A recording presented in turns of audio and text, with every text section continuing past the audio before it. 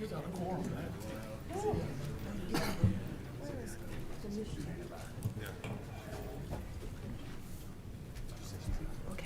I talked to her, she'll be here.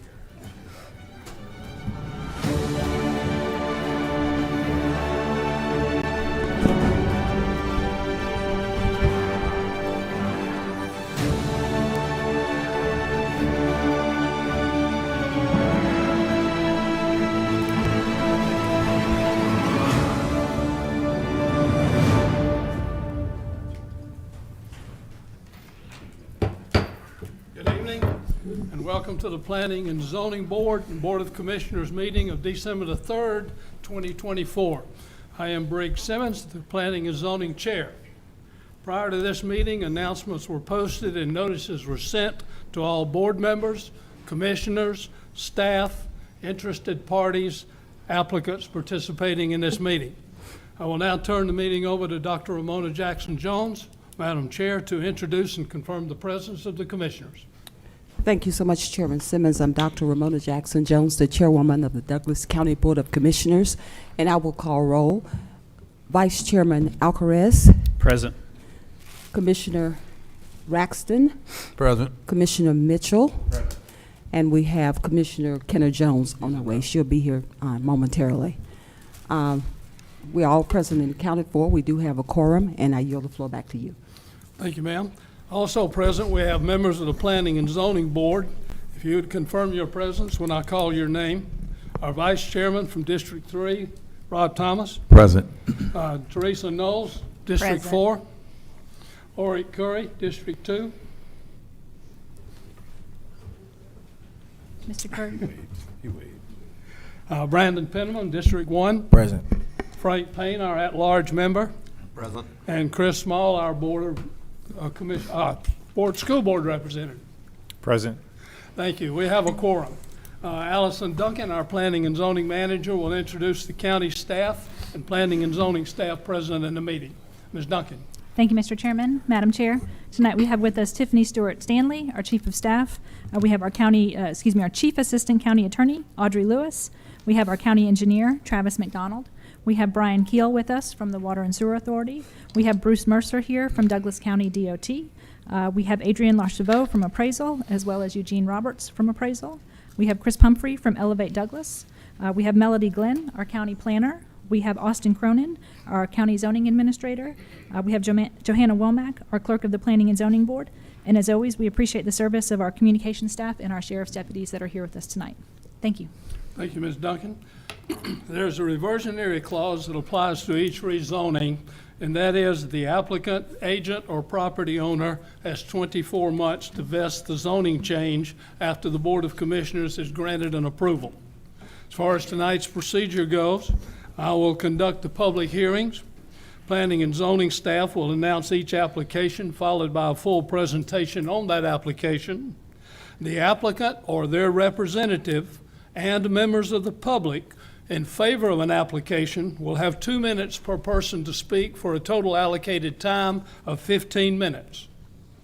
Following that, members of the public in opposition to an application, they also will have 2 minutes per person for a total allocated time of 15 minutes to speak in opposition to an application.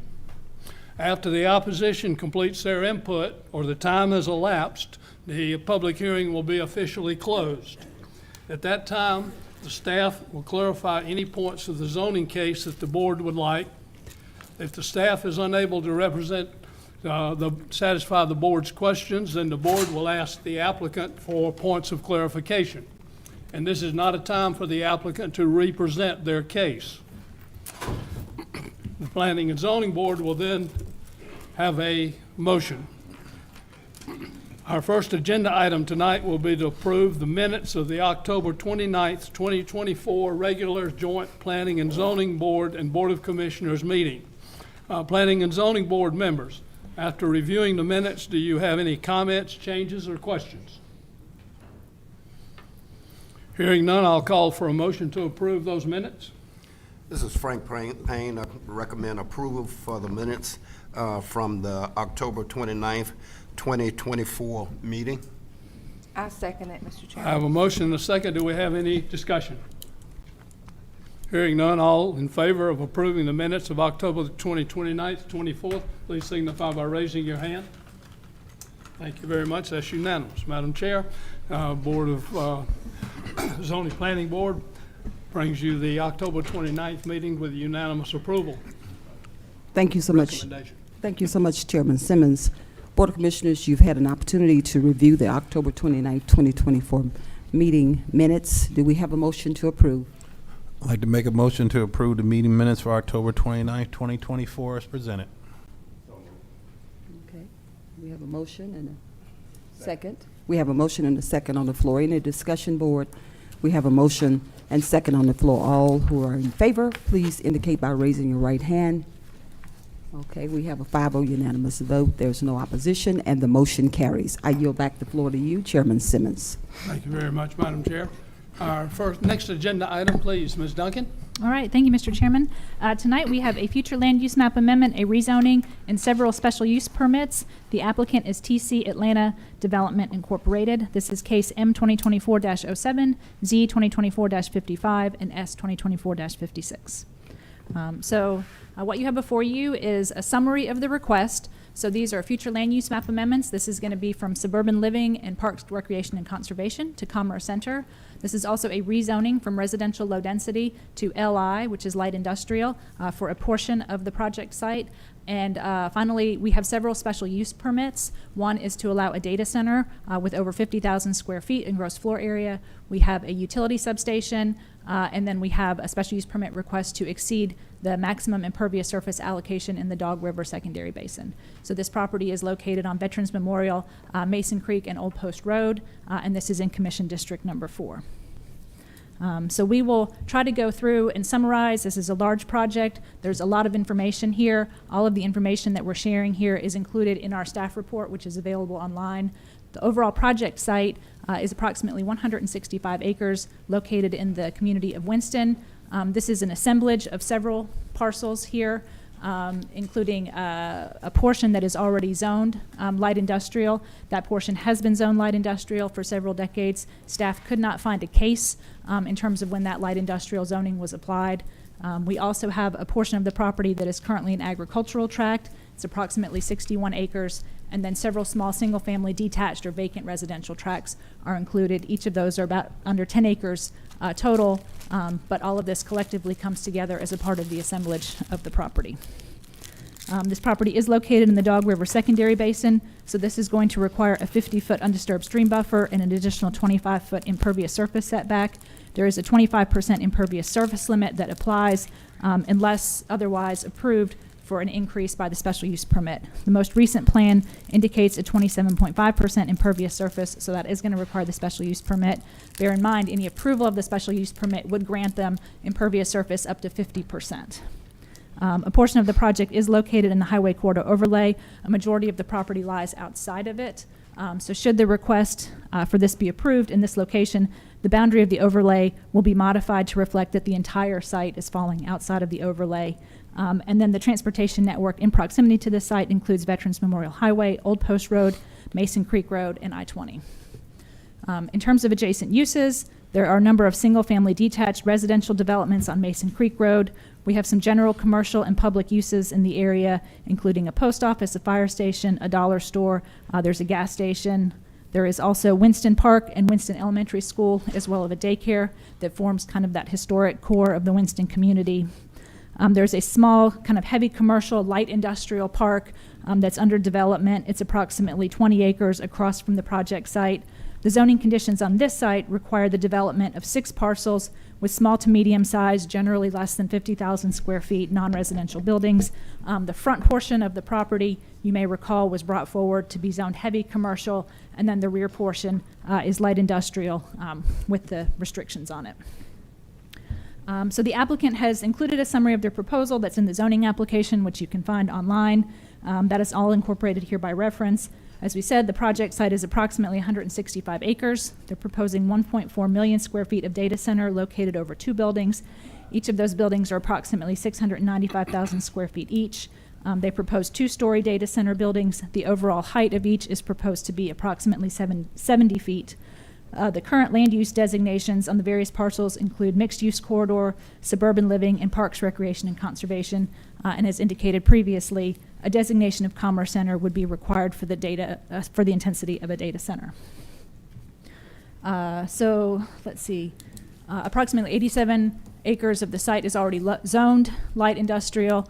The remainder is a residential low-density zoning designation. And you can see here we've just reiterated the special use permits that are being required. So we have made an analysis of the relevant code sections. You have all of that information here before you, and it is also included in our staff report. We have been asked by our legal department to make a disclosure of potential gratuities. So parties affiliated with this request did provide funds for a Veterans Appreciation Lunch for county employees in the amount of approximately $2,000. There was also a donation made to the Community Services Board in the amount of $5,000. These were both done at the time that there was a pending zoning application, but the donation was initiated through another department. So planning and zoning was made aware of the actions once they had taken place. We conferred with our legal department, and legal had advised us that that needed to be disclosed on the record. So planning and zoning did notify the applicant of these actions, that they should cease during the time that there is a pending zoning application, and we are making that disclosure here tonight on the record. In terms of the comprehensive plan compatibility, the staff findings do not find that this is compatible with the comprehensive plan nor with the Winston area small area plan. We find that it is not supported by the criteria of the Unified Development Code for an amendment to the future land use map. And since the introduction of comprehensive planning in this area in the 1970s, the intensity of scale that would be associated with a data center has not been contemplated in this area. Staff report also does identify some concerns about utility expansion. So this will require the expansion of services into this area that aren't currently in that area. The applicant has expressed that they do not intend to use water for evaporative cooling for these facilities. We do have our colleagues from the Water and Sewer Authority on hand if you have any specific questions that would relate to the water impact on the property. In regard to electrical service, so the applicant did not indicate any agreement from Georgia Power or Greystone or Southern Company to serve this campus. They do make reference to a utility study that has been provided, but when we've asked repeatedly for a contact with the utility provider, none has been provided to us. So we typically require some documentation of electrical service agreement. The only thing that was provided in the application was where the applicant had submitted a signed request for service. But to date, we have not been able to confirm whether there is any agreement or capacity to provide electrical service to this property. In regard to traffic impact, the Douglas County DOT impact statement does underscore the substantial impact of traffic in the immediate area. And then the DRI report submitted by Greta also indicates very specific upgrades. So again, we have Bruce Mercer with our Douglas County DOT. He is here and can address any questions about traffic impact or the notice of decision and the findings that came out of the DRI review. In regard to cumulative impact of other projects, we put all of this information in our staff report, so you find that information there.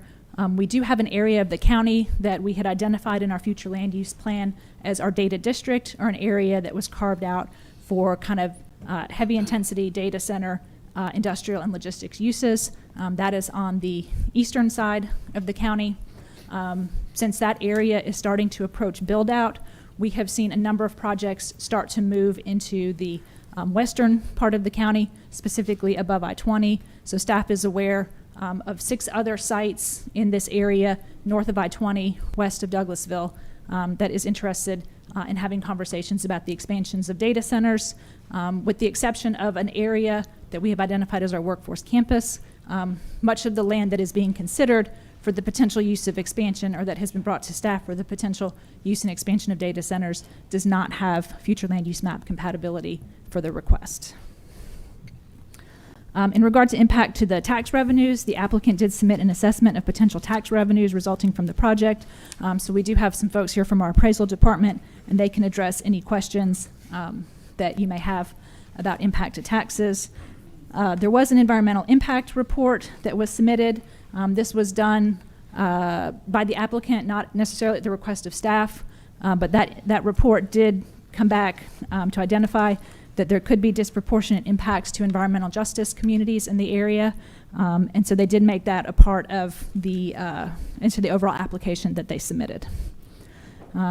As I said, there was a DRI review. The DRI review had not been completed at the October 1st meeting when this was originally brought forward to the board, so this application was withdrawn at that time and resubmitted to give time for the DRI review to complete. Those findings are all included in your packet.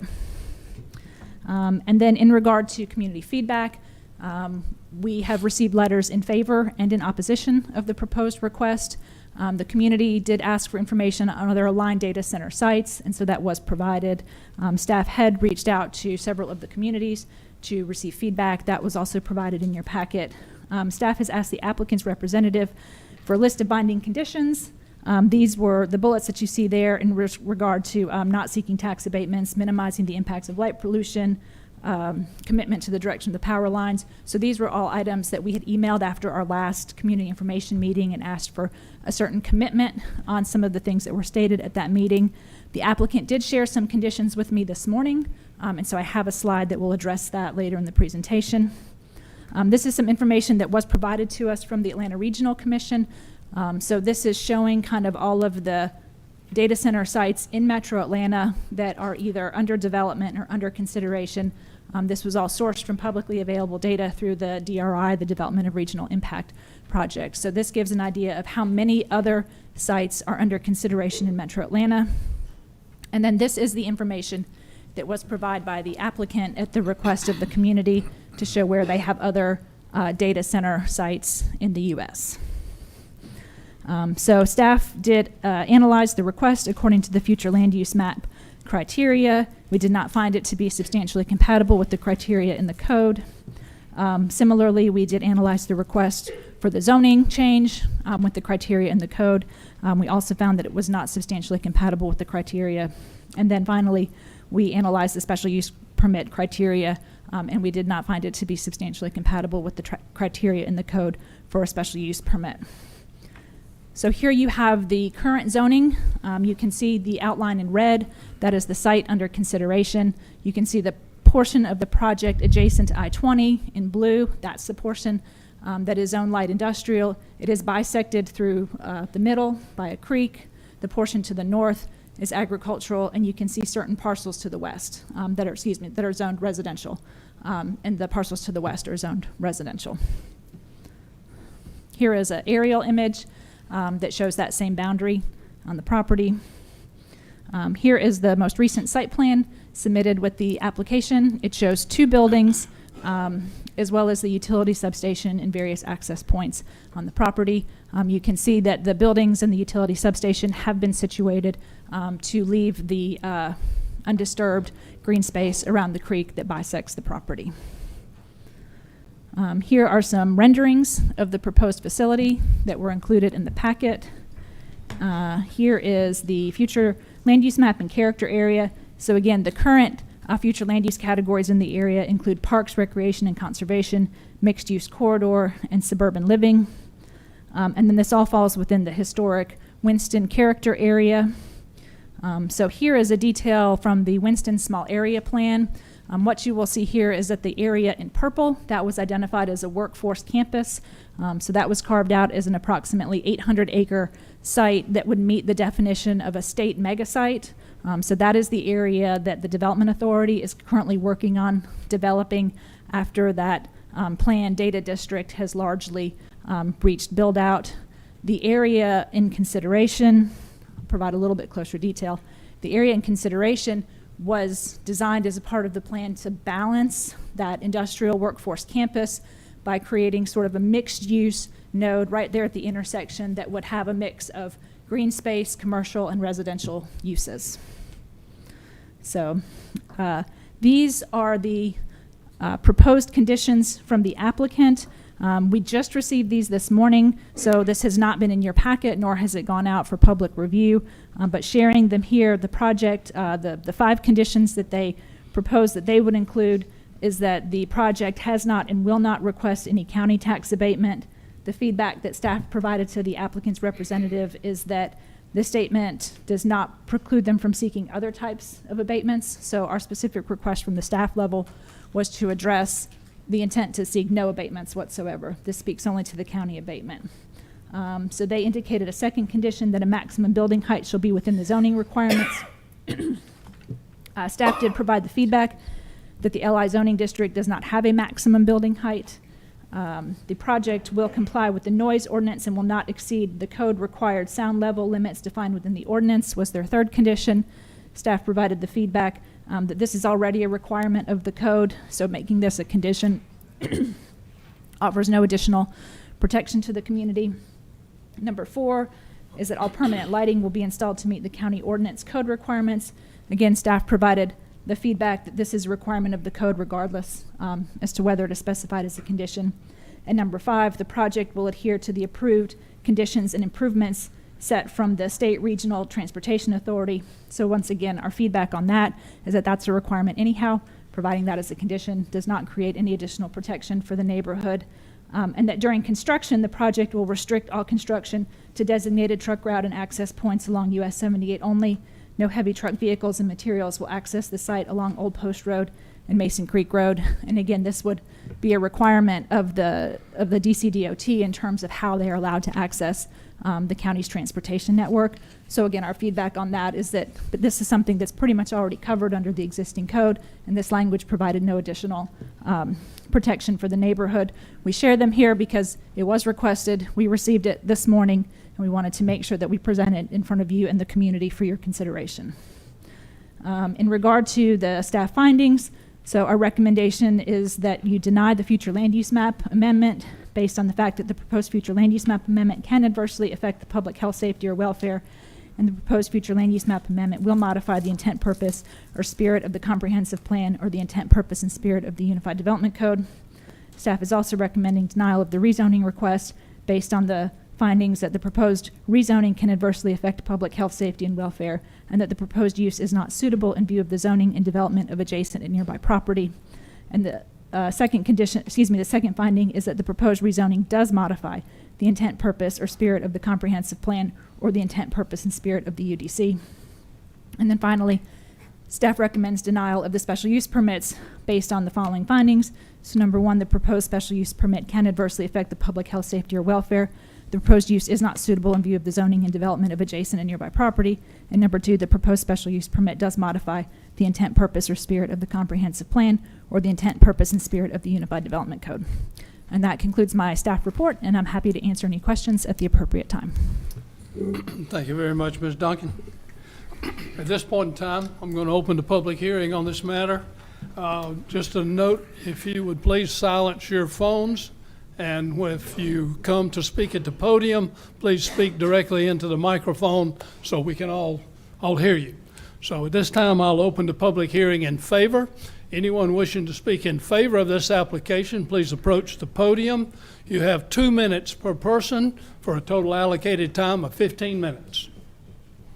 If you would state your name and address for the record to begin, then you have 2 minutes. Thank you. Is this working? Yes. Thank you. My name is Henry Bailey. I'm counsel for the applicant. My address is 3343 Peachtree Road, Northeast, Suite 1600, Morris Manning and Martin, LLP. So to reiterate Ms. Duncan's statement of our request, we're requesting a future land use map amendment from SL and PRC to Commerce Center. We're requesting a rezoning application or rezoning change from RLD to light industrial. And then we're also requesting a special land use permit to exceed the 50,000 square foot maximum for data centers for the inclusion of a power substation, and then to allow for impervious surface to exceed the 25%, which will the actual request is to be up to 50%. Obviously, that's not what we're requesting, but that's the category that falls within. Again, this is a site that's located at the intersection of Old Post Road, Mason Creek Road, and Veterans Memorial. That's 164.7 acres of assemblage of property that has a very large portion of the property as noted by staff, that already is zoned appropriately for the use that we are proposing. And that is a light industrial zoning that is shown along the border of Interstate 20.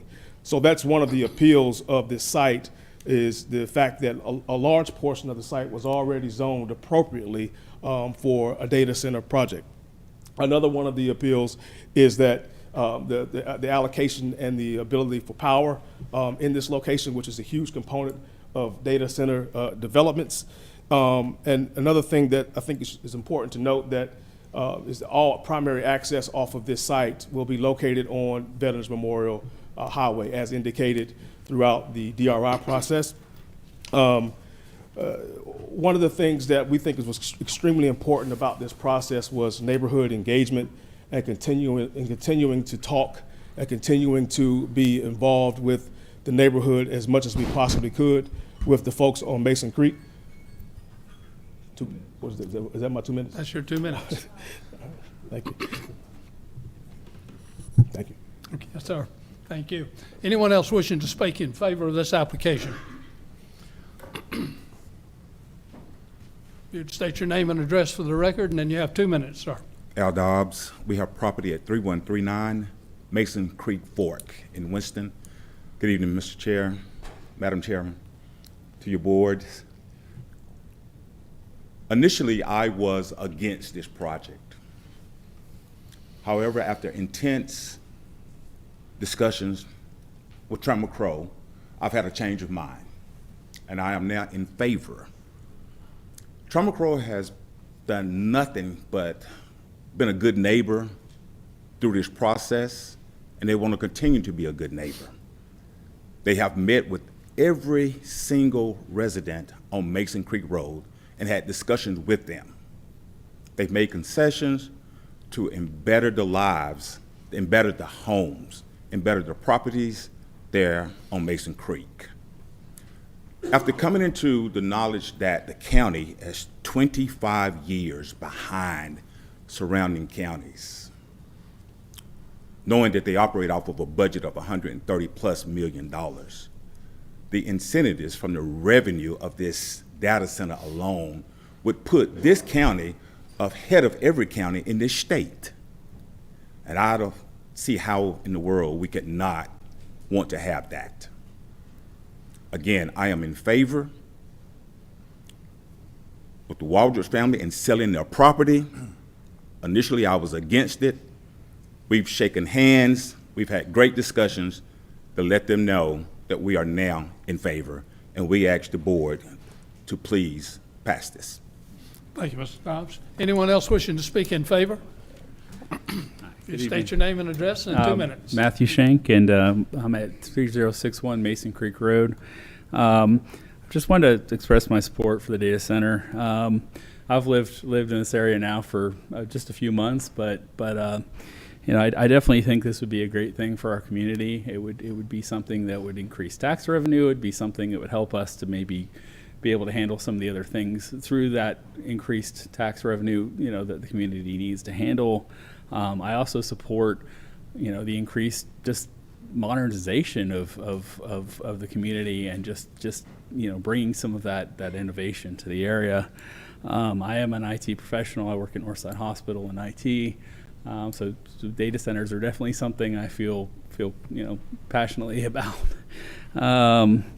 Yeah, I just really think it's going to be something that would provide opportunities to this area, and something that, even as one of the folks that lives very close to where it would be, you know, would definitely support.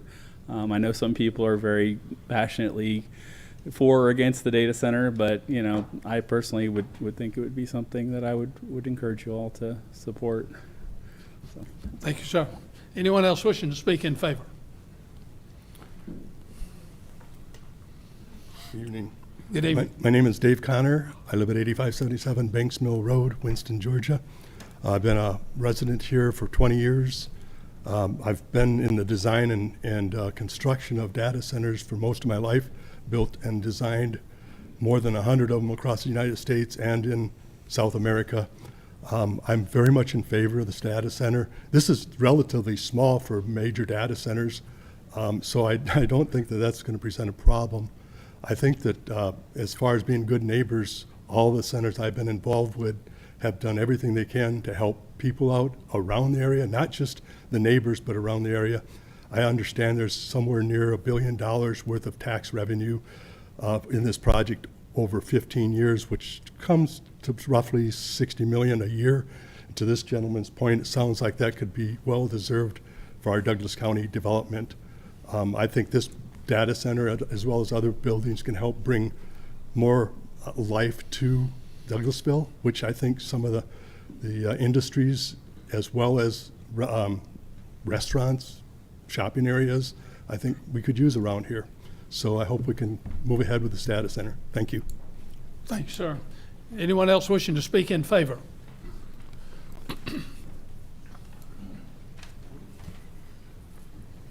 Could state your name and address in 2 minutes. Yes, good evening. My name is Homer Danley, and I live at 3020 Mason Creek Road. And if you look on your agenda, I'm right at the beginning of the site, and across the street is my brother, Tommy, that's right back here. And we own all of the properties that start this whole process, and we are in support of it. I'm a former city councilman, and one of the first issues that I had to address probably 30, 40 years ago was sewage on the north side of Douglasville. And when we got ready to get to sewage, the one thing I found out was that there was no budget for sewage. Sewage is very, very expensive, but sewage is also one of the greatest inventions that's ever been. If you go back and if you get a chance, just go back and Google it and read how that process took place and what was involved. The Winston community on Mason Creek Road, I live on the upper end. We've had a lot of improvements on the upper end, but at the lower end of Mason Creek Road, a lot of the seniors who were there have passed on and left it to, maybe one relative living in a property, whatever. But I own approximately 70-something acres and less than a quarter of a mile of this property. And on all of this property is undervalued. You can't do anything with it because the land does not perk. It drains into the Bear Creek catch basin. I talked to just one of the residents last evening. When you come off I-20 to the right, the first resident on the right, she didn't respond to any of her information. And she said, possibly getting some sewage. She said, I just spent thousands of dollars getting my septic tank redone because it all drains into the Bear Creek catch basin. People who own property on Mattie McCoy Lane, which is one of the mostly, I guess, a black subdivision there. And that whole, if you own property there, you have to have 3 acres to build a house, and so the value is gone. But I'm in favor of it, and I did go and visit I visited my community, and the people suffering, and they are giving money to take care of those people. Roofs, bathrooms. Thank you, sir. Anyone else wishing to speak in favor?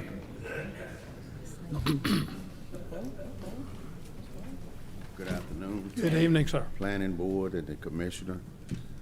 I don't think Could state your name and address for the My record. name is Oliver Hooks, and I'm speaking on behalf of 3194 Mason Creek. I have family members that stay there. And at first, I was totally against the data center, completely totally against the data center. Mr. Walter and I had some worries about it. But now, after constantly talking with Stephanie Harris and Tyler, we worked together diligently in the last 2 weeks to come to an agreement. And I am, and the committee is in favor of the data center. As Mr. Walton stated to me yesterday, one thing that should have done, should have met each other before now with this project. Thank you. Thank you, sir. Anyone else wishing to speak in favor?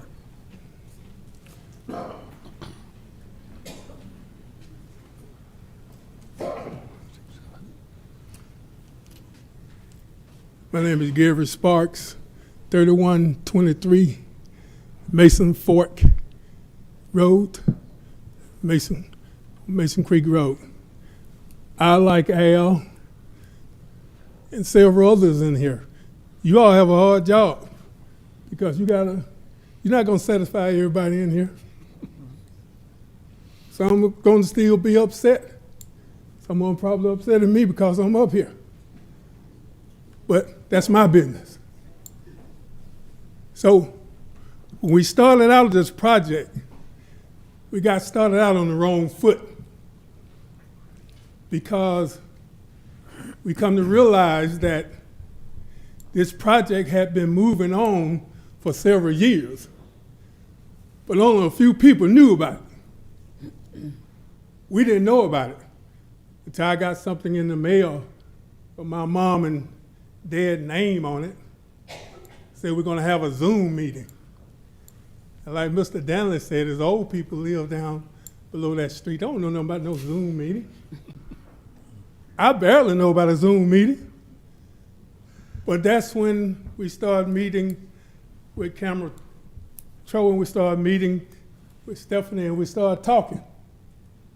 So what are we gonna get out the deal? Just a paved street lights? Something that community should have had 30 or 40 years ago. We pay taxes. My parents paid taxes down there. I grew up on that street without street lights. So they came with some ideas, but we came with other ideas. So when we came with these other ideas, they jumped on the bandwagon and started trying to make sure the ideas that we were bringing forward, they can accommodate. Now, yes, we were looking for the whole Winston community because we were looking at the EPA, the environmental, all these aspects of this data center for the whole Winston community. But Mason Creek is right down the street. Okay, is that 2 minutes? It's 2 minutes? Yes, sir. I'm long-winded. Last name Sparks, so I'll go ahead and sit down. Thank you, Mr. Sparks. Anyone else wishing to speak in favor, please approach the podium.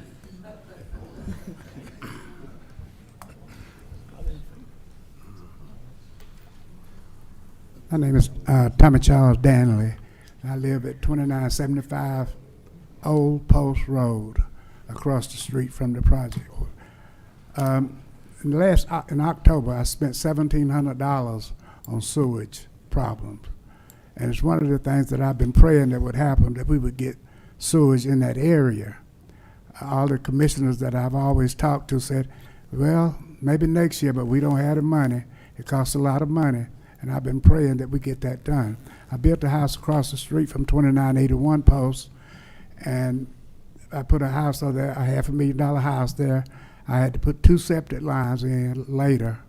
Every 3 years, I got to switch them, and it costs money, otherwise it overflows. The soil does not perk there, and I have to live there. So I pray and hope that we can pass this so that I can get sewage in that area. Thank you. Thank you, sir. Anyone else wishing to speak in favor? If you approach the podium, sir.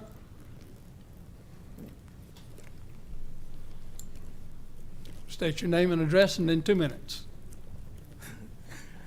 John Deere Robinson. I live at 8065 Mattie McCoy Lane, Winston, Georgia. And I'm in favor of it. And the reason I'm in favor of it is pretty much like my stepdaddy Charles said. In my backyard, I had to pay almost $2,000 or a little bit more to have my sewage lines dug up and everything like that. And up at the church across the street from Winston Elementary School, every time it rained, it filled a separate tank up. So I done had to have that pumped out at least 4 or 5 times. And it costs quite a bit of money every time I have it pumped out. So that's one of the reasons I'm in favor of it. And I hope nobody don't get upset about it. But, you know, I remember Larry Jackson and a bunch of those guys sitting down at the golf course, and they was talking about Winston Post Road exit. Nothing have never came on it. And I understand people live, but I understand too that change take place.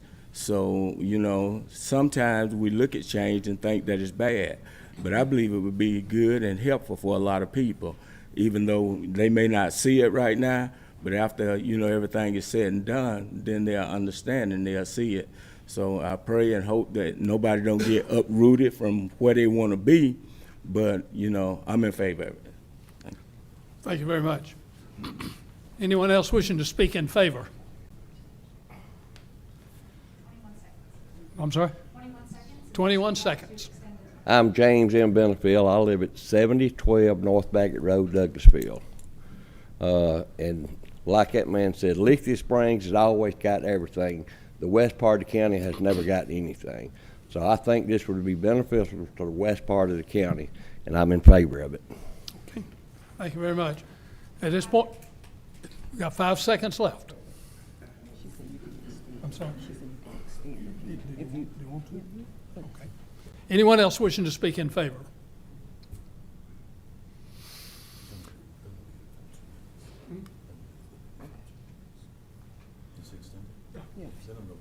Yeah. How much you want to extend it?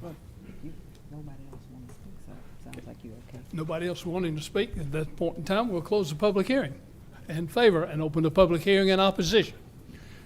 Same thing applies. If you would approach the podium, state your name and address for the record. You have 2 minutes with a total allocated time of 15 minutes. My name is Ronnie Chestnut. I live at 4272 Willow Ridge Road. My mother is one of those property that has out behind the where they want proposed to have built. Well, last night we had a community meeting, and they talked about change, and I'm all for change. Change is going to come, but also we have a choice. With that choice, we can deny that change. All change ain't good. I rode down Winston today, went past the elementary. Everybody keep excluding them like this. They are not existing. They're talking about the community. The community is Winston. It is not just Mason Creek Road. It's Richardson Road. It's Man Road. They have a voice, and their voices need to be heard. And I'm one of those people that want them to be heard and not visible. Yes, Mason Creek will probably benefit from it because we're the closest. Just because you're the closest doesn't mean that you're the right one. Yeah, I understand that the community needs the taxpaying money. But I'm pretty sure that we're some bright people and we can come up with some better ideas. We can come up with a solution, because I am not willing to have blood on my hands because one kid died because the EPA says you got a minimum, that this water is contaminated. This sewage system that the grid bring in, yeah, is going to populate the city. And as Alison stated, they're not for it because it's not designed for it. They're not talking about, you may have to blast some of the rocks there. That's going to contaminate the water. You guys got the figures. Y'all know the numbers. It's not beating a dead horse. But I understand that change is going to come. But at what price? You guys got a choice to make today, and the choice is going to affect how this change is going to come about. Thank you. No zoning. Thank you, sir. Anyone else wishing to speak in opposition, please approach the podium. You'd state your name and address in 2 minutes, sir. James Sumners, 5362 Highway 5, District 3. This proposal should not be approved. The county has already made a huge mistake in allowing such facilities to be built on Bright Star Connector, instead of courting someone to build useful attraction like Avalon and Alpharetta. That mistake has already resulted in trucks driving all the way down Bright Star Road through the residential areas to turn right on Highway 5 via the intersection in front of Prince of Peace Lutheran Church. That intersection is definitely not designed for such traffic, and the build-out of that mistake isn't even complete yet. Authorizing this new huge facility will spread the blight of warehousing further across our rural county, increase the spread of heavy traffic, and increase the maintenance cost of our infrastructure, which is already poorly maintained. To be clear, we should not be building warehouses, which is all this really is, in our own backyards. The proposed location is 100% in people's backyard.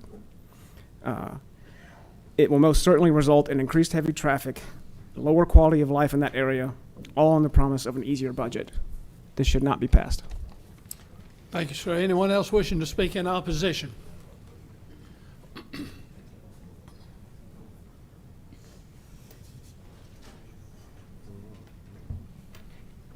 Good evening to Good the evening. Planning State and your name and Zoning address Board. and speak into the mic. Yes, sir. Sabina Kelly, sorry. Box 536 Winston. Thank you for letting me speak.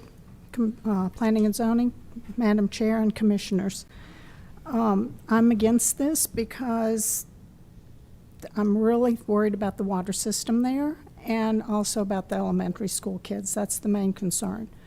The noise factor, as they keep saying there won't be a noise factor, there is a very high noise factor with these businesses, and it will disturb the children at that school because their ears are a lot more sensitive than ours are. And I'd like you to take that in consideration, mainly the children of Douglas County and Winston.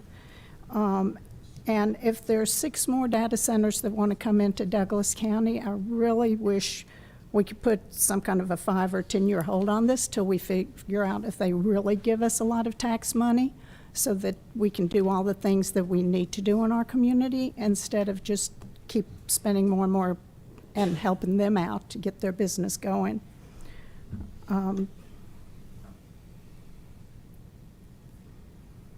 Yeah, and if they talk about as much tax money as they're talking about, could we also talk about doing away with homeowners insurance, or taxes rather, so that we won't have property taxes? They'll just cover all that for us.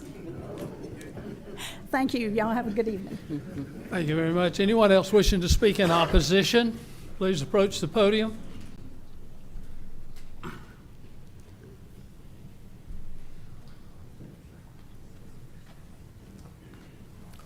Good evening, everyone. My name is John Jamar. I live at 9765 Brombley Road. I'm against the zoning of this property due to so many reasons. First of all, they talk about bringing tax dollar. Yes, I understand that, but I was looking at the future land use map. It's zoned mixed use, and mixed use is head to toe is profit for the city and for the people. No, you don't want to put a 900-pound gorilla in the middle of a historic town, in the middle of the center of the city. And also, it's close to the schools. The kids go to schools. Who knows, in these data centers, they create magnetic fields, whatever, and then in future, we're going to have a problem. I'm not against to have a data center, but this is not the right location for it. It's against the land use map. It's against the law. It's against everything. And I know some of the people who are for it. I'm sure they make a lot of money in this case. There's nobody with the right mind would approve such a monster in the middle of the city and going against the land use map. It's unbelievable. And also, one other thing I was talking about, these data centers are good. I'm not against it, but not in this location. This kind of stuff should be tucked in behind in the rural areas, more suitable area, but not for this location. This is center of the city, and I think I think the people would enjoy to have mixed-use area to where the shopping centers come in, and it's close to the exit and stuff like that. But this doesn't belong to this area. I don't think so. That's it. Great. Thank you. Thank you, sir. Appreciate it. Anyone else wishing to speak in opposition?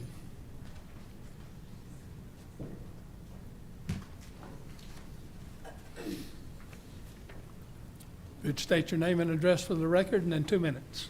Jatan Osborne, Parkside Community. Thank you all for allowing me to speak today. I'm here in support of the citizens that are against the data center, because in Lithia Springs, we have 3 that are up now, and they're trying to propose 2 additional. It is not what you want. Everything that they're offering and telling you about is not correct. If you look at the contracts that are being set up, you'll understand that there's not a lot of jobs that's going to be presented to your community.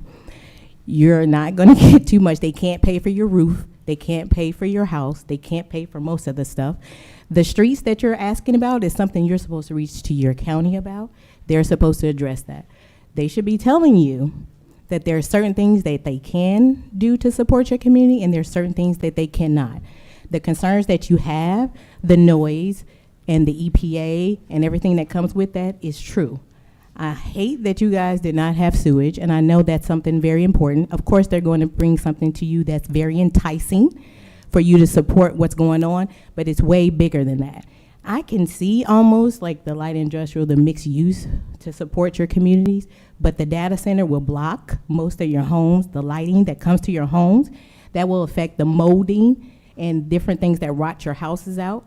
Some of the things you have to think about, even though they're talking to you, of course, they're salespeople. They're supposed to say what they say. We've dealt with this for over a year. Once they get one data center in there, another one is coming. As I stated, a mile away from us, we have one data center in the process of being built. It's not cute. The substation is visible, and that's metal. They cannot support the electricity. They're going to have to invest into that. It's going to affect your electricity while they're building. As far as the water consumption, it's 1 billion gallons of water a day. And also these investors that are here to build in your communities, they are not the companies that will be in your community. They're just building. And they're asking for people to lease. We have about 15 warehouses in our community that are not even leased. They're just building it to build and make money. Thank you. Thank you very much. Anyone else wishing to speak in opposition, please approach the podium. Hello, I'm Paul Burnham from 8581 Jenkins Road out in Winston. My family relocated to Douglas County 34 years ago, and as a community, we witnessed the exponential growth that comes with being a part of the ARC and the 13-county Metro Atlanta region. That was expected, and for most of us, it was accepted and wanted. The current cause of concern that brings us here today is the Waldrop project and where the development is suggested to exist. First and foremost, I want to make it clear that most of us aren't here to oppose growth, and we accept it. And what we speak in opposition of is the impact on the immediate community and the current tax base that resides in close proximity. And when I say close proximity, I mean at least within a 10-mile radius from that site. The first burden is going to be one of the local traffic congestion, which already exists in that area. When we mix that with the expected onslaught of contractor and development traffic, I just don't see where we can make that feasible to properly move along with the economy in that area. These data centers are massive and take quite some time to build. The elementary school up the road, the main road corridor feeding South Paulding, and the post road corridor as it crosses I-20 in the other direction. Not only that, it's the hindrance and the cause of concern for pollution controls on the Dog River Basin. The most important, though, is the response that we would have on public safety concerns and whether or not they'll still be able to respond in timely manners and whatnot. The 15-year tax projections included in the report, they sound great, but they didn't mention that losses that we will incur when current property tax payers decide to relocate. And that's a big thing because that's the most important tax base, not one from the commercial community, but one from the people that you guys represent. In closing, I just want to add that Douglas County is an awesome place to live. That's it? Okay. Well, God. Thank you, sir. Anyone else wishing to speak in opposition?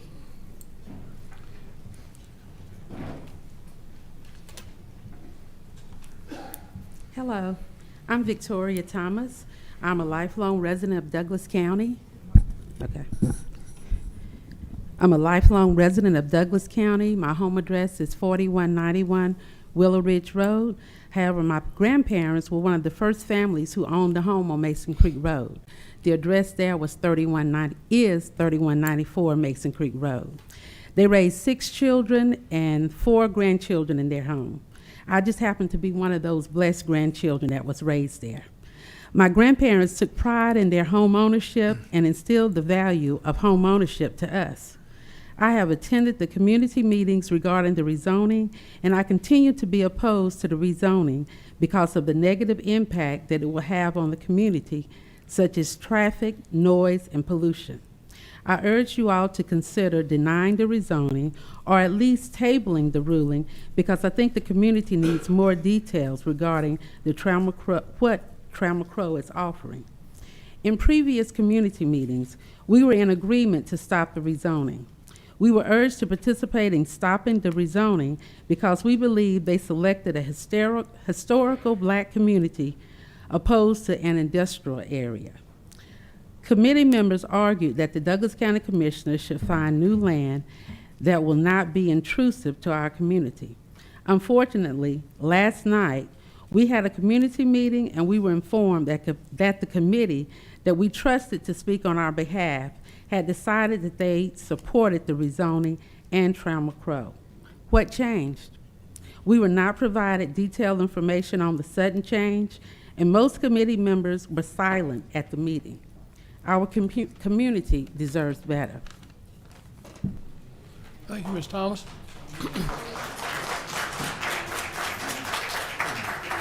Anyone else wishing to speak in opposition?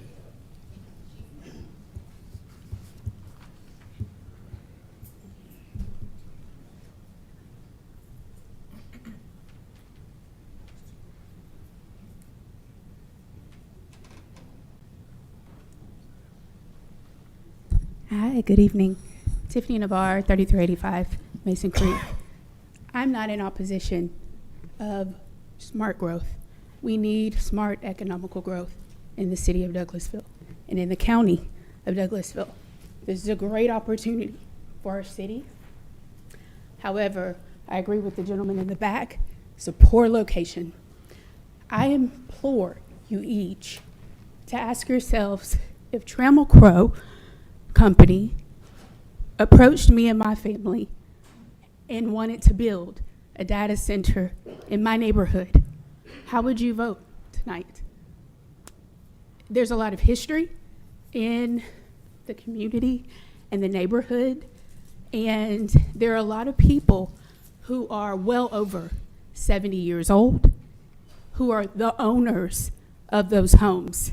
I can assure you tonight that not every single homeowner has been approached and provided an offering from Trammell Crow. There's still some who have not had an opportunity to speak to them about the benefits.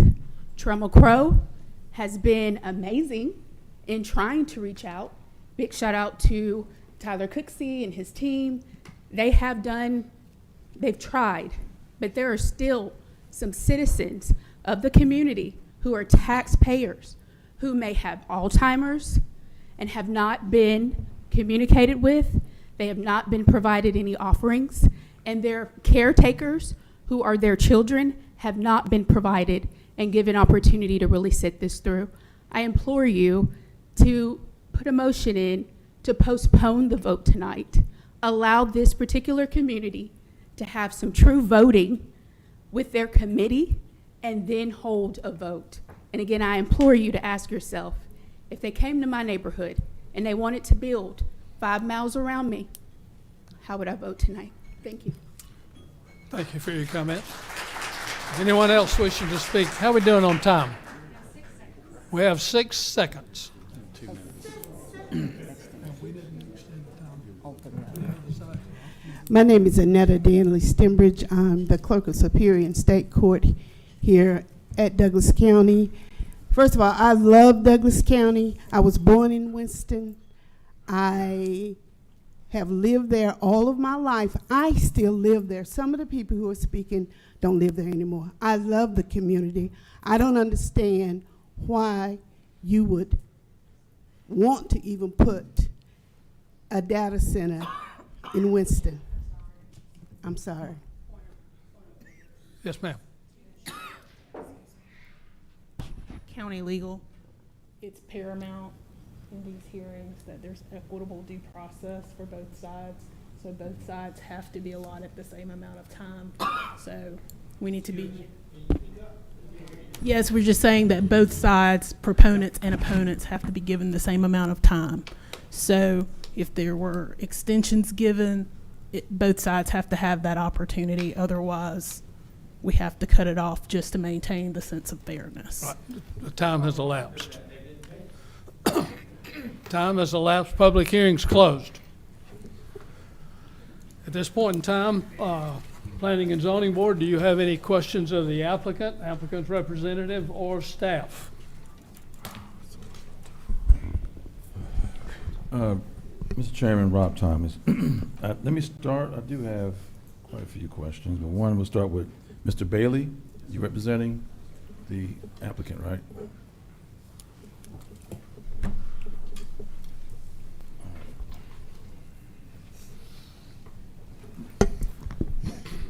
So I got quite a few notes, but let me start with the community meetings. Yes, sir. What I understand, and you changed some minds, so obviously you did reach out, but then I'm hearing that a lot of people did not get approached or get informed enough.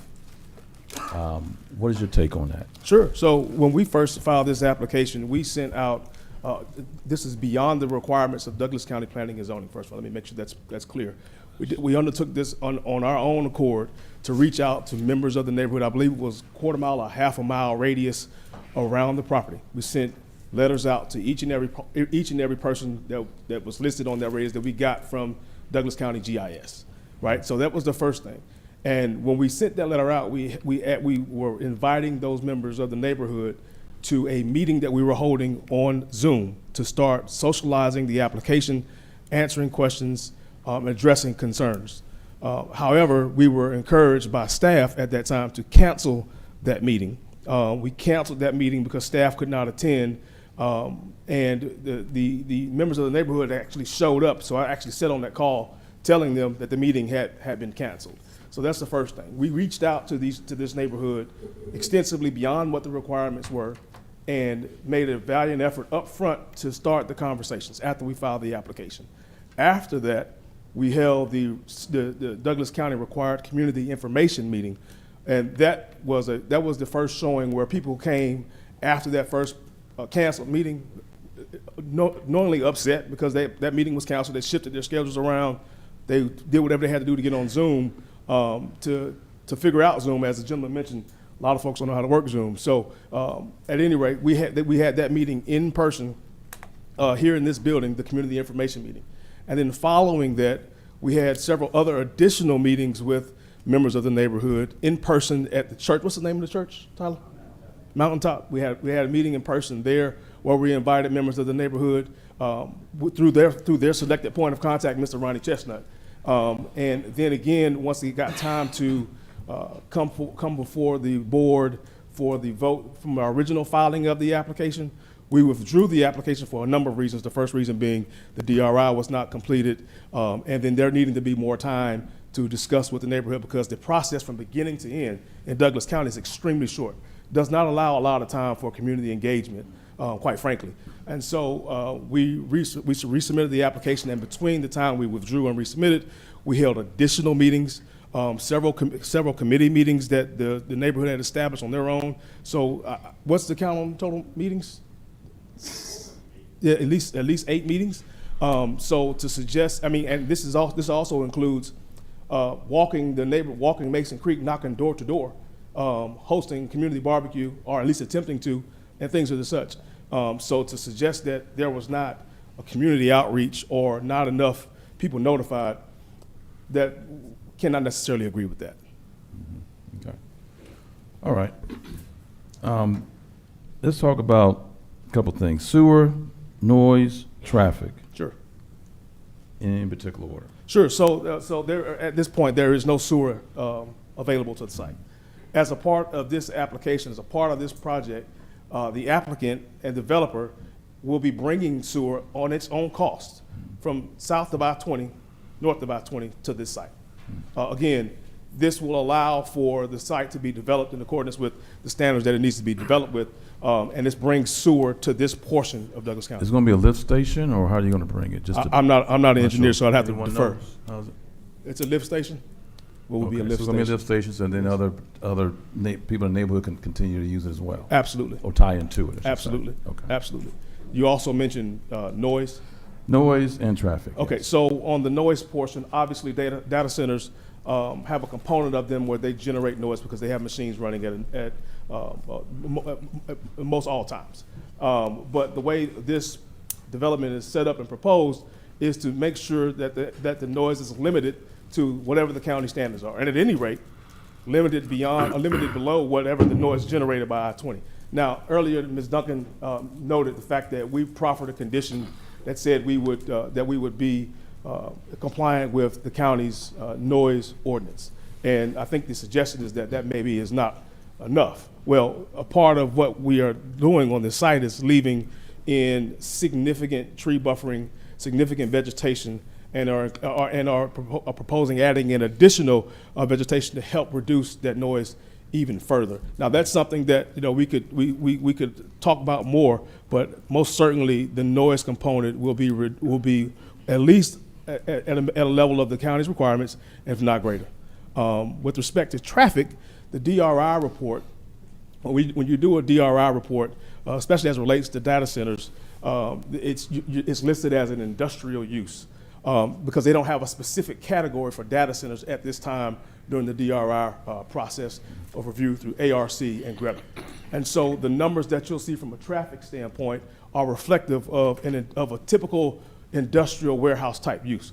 Well, we've got data here on our boards that show that actual data center traffic generated is much, much less than even the low amount suggested by what's included in the DRI. So the suggestion that there will be significantly more traffic on those local streets in that area is unfounded. So is this built to suit, or is this built before you get your clients, lease it, or you have clients already involved? This is built to suit, so we'll get tenants as built to suit. And how many people do you think total? I mean, data centers typically don't use have as many people, but how many people to be employed? Yes, roughly 200 people. 200 is what you're projecting. Okay. A couple of things. The lady had mentioned about the data centers in Lithia Springs. Mm-hmm. You guys going to be on water or electrical cooling? Electrical cooling. For sure, or you're not sure, or you're still debating that? Drew, you want to? It's going to be electrical cooling, so then you're going to need more power there, right? I mean, are you working with Georgia Power? You're working with Georgia Power Yes, sir. On your power station? Yes, sir. Okay. Is there a way we can see that, put that site back up to site plan? Just for everybody to get an idea, remember what it looks like.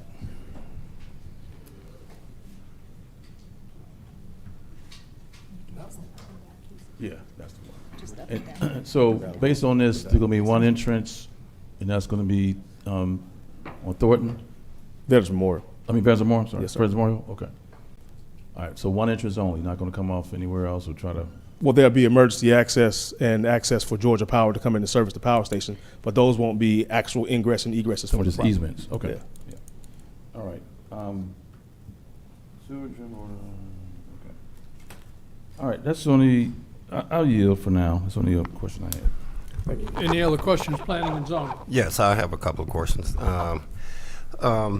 If this is approved, what type of amenities will you be bringing to the community as well as to the school? Because there is a school right next door. Absolutely. I want to invite a member of my team to come speak to that if you don't mind. Okay. How do you want to?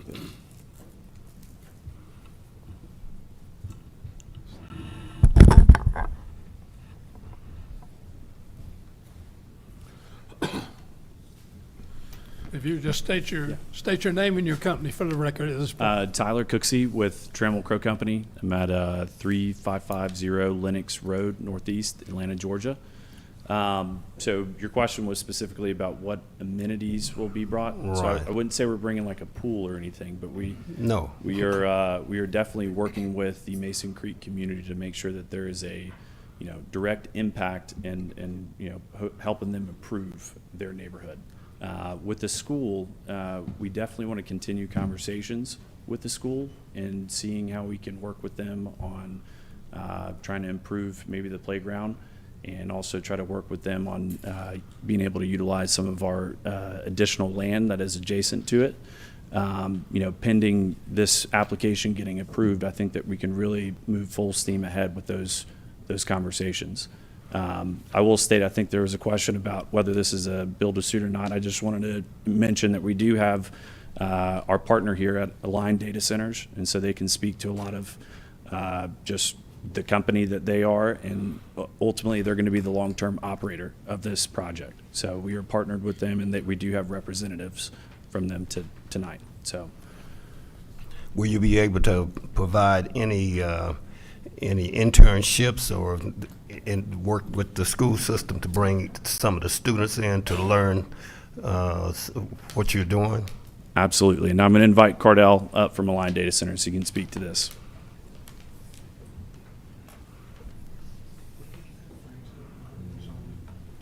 Good afternoon. Cardell Andrews, 1551. Can you guys hear me? Okay. 1551 North River Road, Lithia Springs, Georgia. We typically do internships. We have STEM programs. I know you mentioned the schools. We do reach out to the schools for STEM programs. In some of our locations, like Maricopa County, which is in Phoenix, we actually reach out to the community college. We've started programs there for people to get into data centers. We actually hire people without degrees. I'm actually an engineer there. I do STEM programs all over the place with youth in the areas that we develop. We did mention a site that we have, which is in Utah, to the planning and zoning. It was one of the ones that came up on the list. That is directly adjacent to a school. It's directly adjacent to a neighborhood. We work with that school, we work with the neighborhood, we do STEM programs there.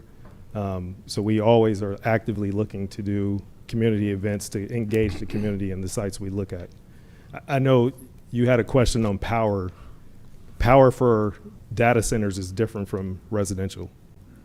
Data centers use transmission power, residential use distribution power. So there's two different things. So there's not a steal from Peter to give to Paul. It's basically data centers use a different current. It's a lot higher current. It's usually, for a site like this, 138 kV. Most houses are below 69 kV. So it's totally different. So there's not a taking of power to give to the data center. Okay, thank you. I have a question, or Curry. You talk about the data centers. Cooling is one of the things that you definitely have to, we talked about this all the time. So how are you going to cool it just in case you don't be able to get the power source that you need? How are you going to be able to cool those data centers if you don't be able to get that? So one difference, and I did hear someone get up and say that data centers use a lot of water. Align Data Centers, which I work for, we have our own patented system. We use what's called a closed loop system.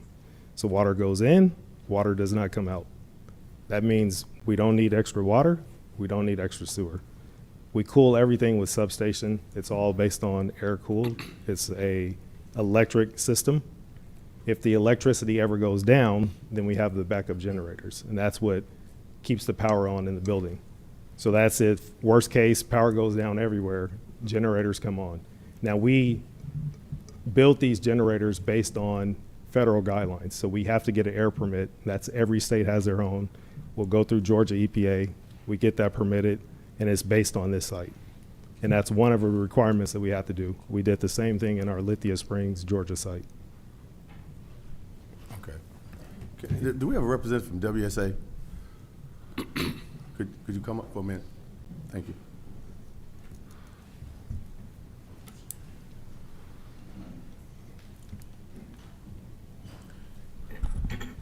Good evening, all. Brian Keel here, representing the Water and Sewer Authority. Yes, okay.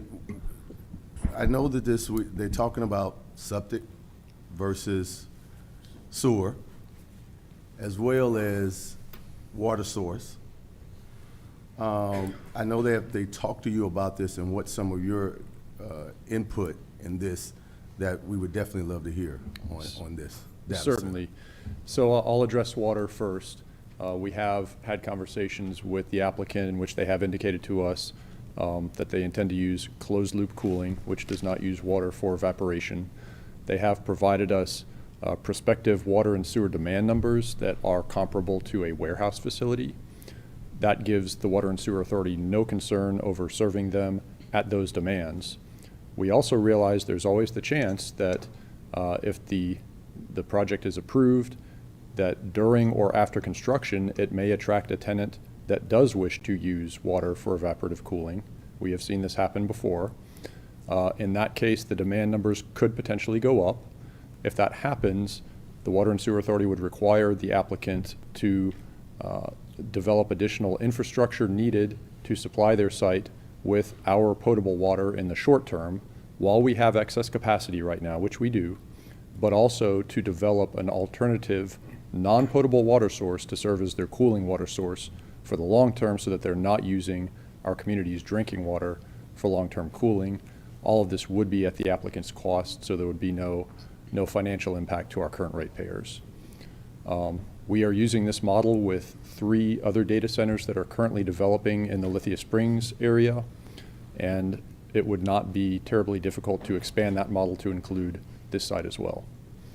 On the sewer side, we have discussed some options with the applicant on how can they connect to sewer. The gentleman that spoke representing the applicant mentioned there is existing sewer available on the south side of I-20. They would have to get to that. We have explored a few different routing options to get there. I do want to say the Water and Sewer Authority has not been privy to any discussions between the applicant and residents as far as extending sewer service to these houses in the vicinity of the site. Some of the routing options that we have looked at would not necessarily involve running sewer past these residences. I'm not saying that cannot be accomplished, but I'm also, to our knowledge, that is not a guarantee at this point. Excuse me, on that note, so who would be tapped to pay for these extensions to add sewer to their homes? I mean, it would be the homeowner's cost, correct? So if the applicant were to extend sewer from their site to our existing system south of I-20 that does not go past these residences, then yes, that the cost of extending that sewer further to these residences would be on the residents.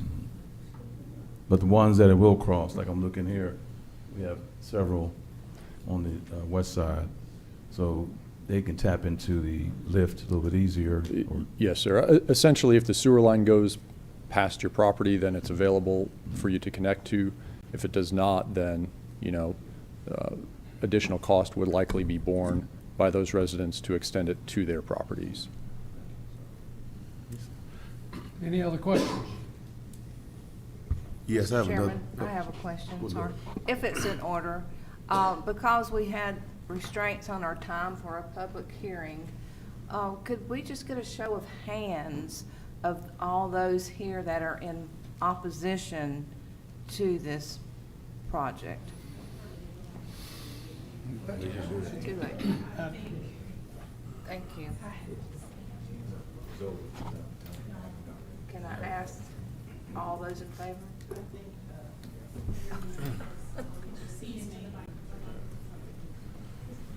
That's how we're going to close this.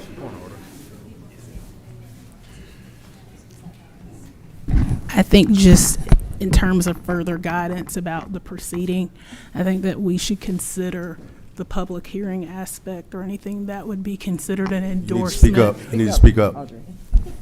I would say that at this point, because we've closed the public hearing, anything that would be considered an endorsement for or against should be closed.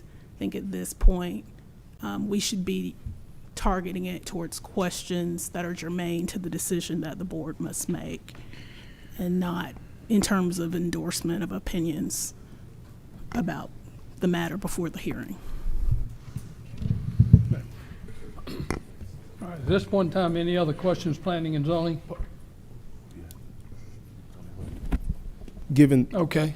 Given the fact that those in opposition have already had an opportunity to raise their hand, I feel it's only right and legal for those who are in support to do the same. They did. Okay, all right. They did. Yeah. Is it okay if I respond on the sewer comment? I know we've already gone ahead and we are planning to bring sewer, or the sewer line, all the way up to where Mason Creek meets Post Road. And that is part of the Douglas County Water and Sewer Authority's long-term plans. And we want to be able to work with the community to be able to help accommodate being able to tap into sewer and covering those costs. So it kind of goes back to the amenities of things, but I know we still have to work that out with the Douglas County Water and Sewer Authority, but we're bearing 100% of the cost of that. But just for the record, we are planning to extend and paying to extend it all the way up, which is aligned with what the long-term plans are for the area. So in the area that, the circle area that we're looking at is the proposed area of where they're planning on doing the development, doing the data center, correct? So the circle area is illustrating a quarter-mile walk from what we had identified as the community center, right? So that's kind of showing more a context of what would be a walk shed around the community center. And again, as we had identified during the comprehensive plan update, we identified this area as a mixed-use node because of its density of existing residential, the presence of the commercial, the institutional. We identified the potential for kind of a signature green space park in the middle of what would become a mixed-use development with a variety of uses. And so that's the illustration that you're seeing here. And then that circle is something that's in the comprehensive plan demonstrating the quarter-mile walk shed from what we had identified as the kind of town center in that area. Okay, thank you. I just want to look at that and see what was going to be there so that everybody can kind of take a look at that. Is anybody here for appraisal?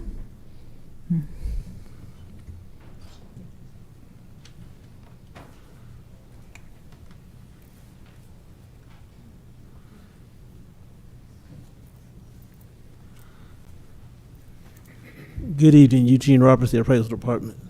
Yes, based on the appraisal, I know that when we look at the comprehension plan on what was projected to go there and now what they're proposing to go there, what would be the, based on mixed use, the amount of properties that will probably go there or mixed use development that might go in that area? That there's no way to say because without someone submitting a plan, we have no idea of how much square footage it would be, the quality of construction, or any of that. So I couldn't tell you what might go there or what could possibly go there, not knowing how big each parcel is that would go into that area. Okay, I just thought based on the appraisal there right now in the area, could you kind of talk on the property values that's in that area right now? The land value, the residential property, the commercial property, which one? We'll go with commercial. Commercial property in that area is running between 30 and about 70,000 acres, depending on what it's zoned, how it's zoned. And residential? I'll let you speak on that one. Not really sure on that. About 10. Thank you, Lynn. About 10,000. Oh, 10,000. Okay. Yeah. That's all I have. Any other questions? I do have one more for staff. You're going to help me with this form, but affectionately known as the derogatory impact of minority neighborhoods. You mentioned that impact of that report that came out. Okay. Can you talk a little bit about that? Let's see, is it the disproportionate impact? Is that what Right. environmental impact report? Yes. So again, that wasn't a request of staff that they submit that. That was submitted with the updated application. So I can basically say the environmental impact report that they did show looks at what they typically consider to be environmental justice neighborhoods, right? So those are communities that may be disproportionately impacted by the effects of a project or development. In regard to the specific recommendations or concerns, I would actually defer to the applicant to speak to what the findings of the report were, because that was something that they submitted on their own. Okay. So, Could someone speak to that particular form or impact of that? Okay.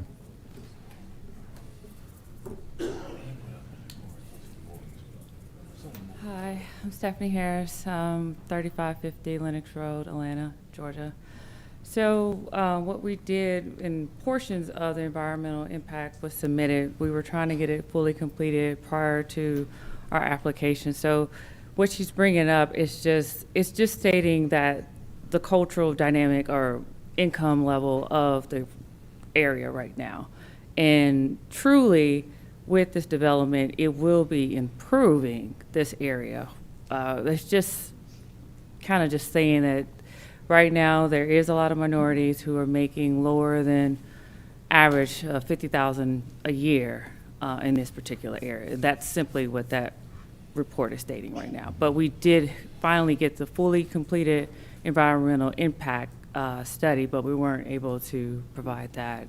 That does give clear recommendations from our consultants on how we can go about improving the low-income areas with strategies and jobs and things like that. Okay. So obviously you guys submitting it, it wasn't requested, obviously.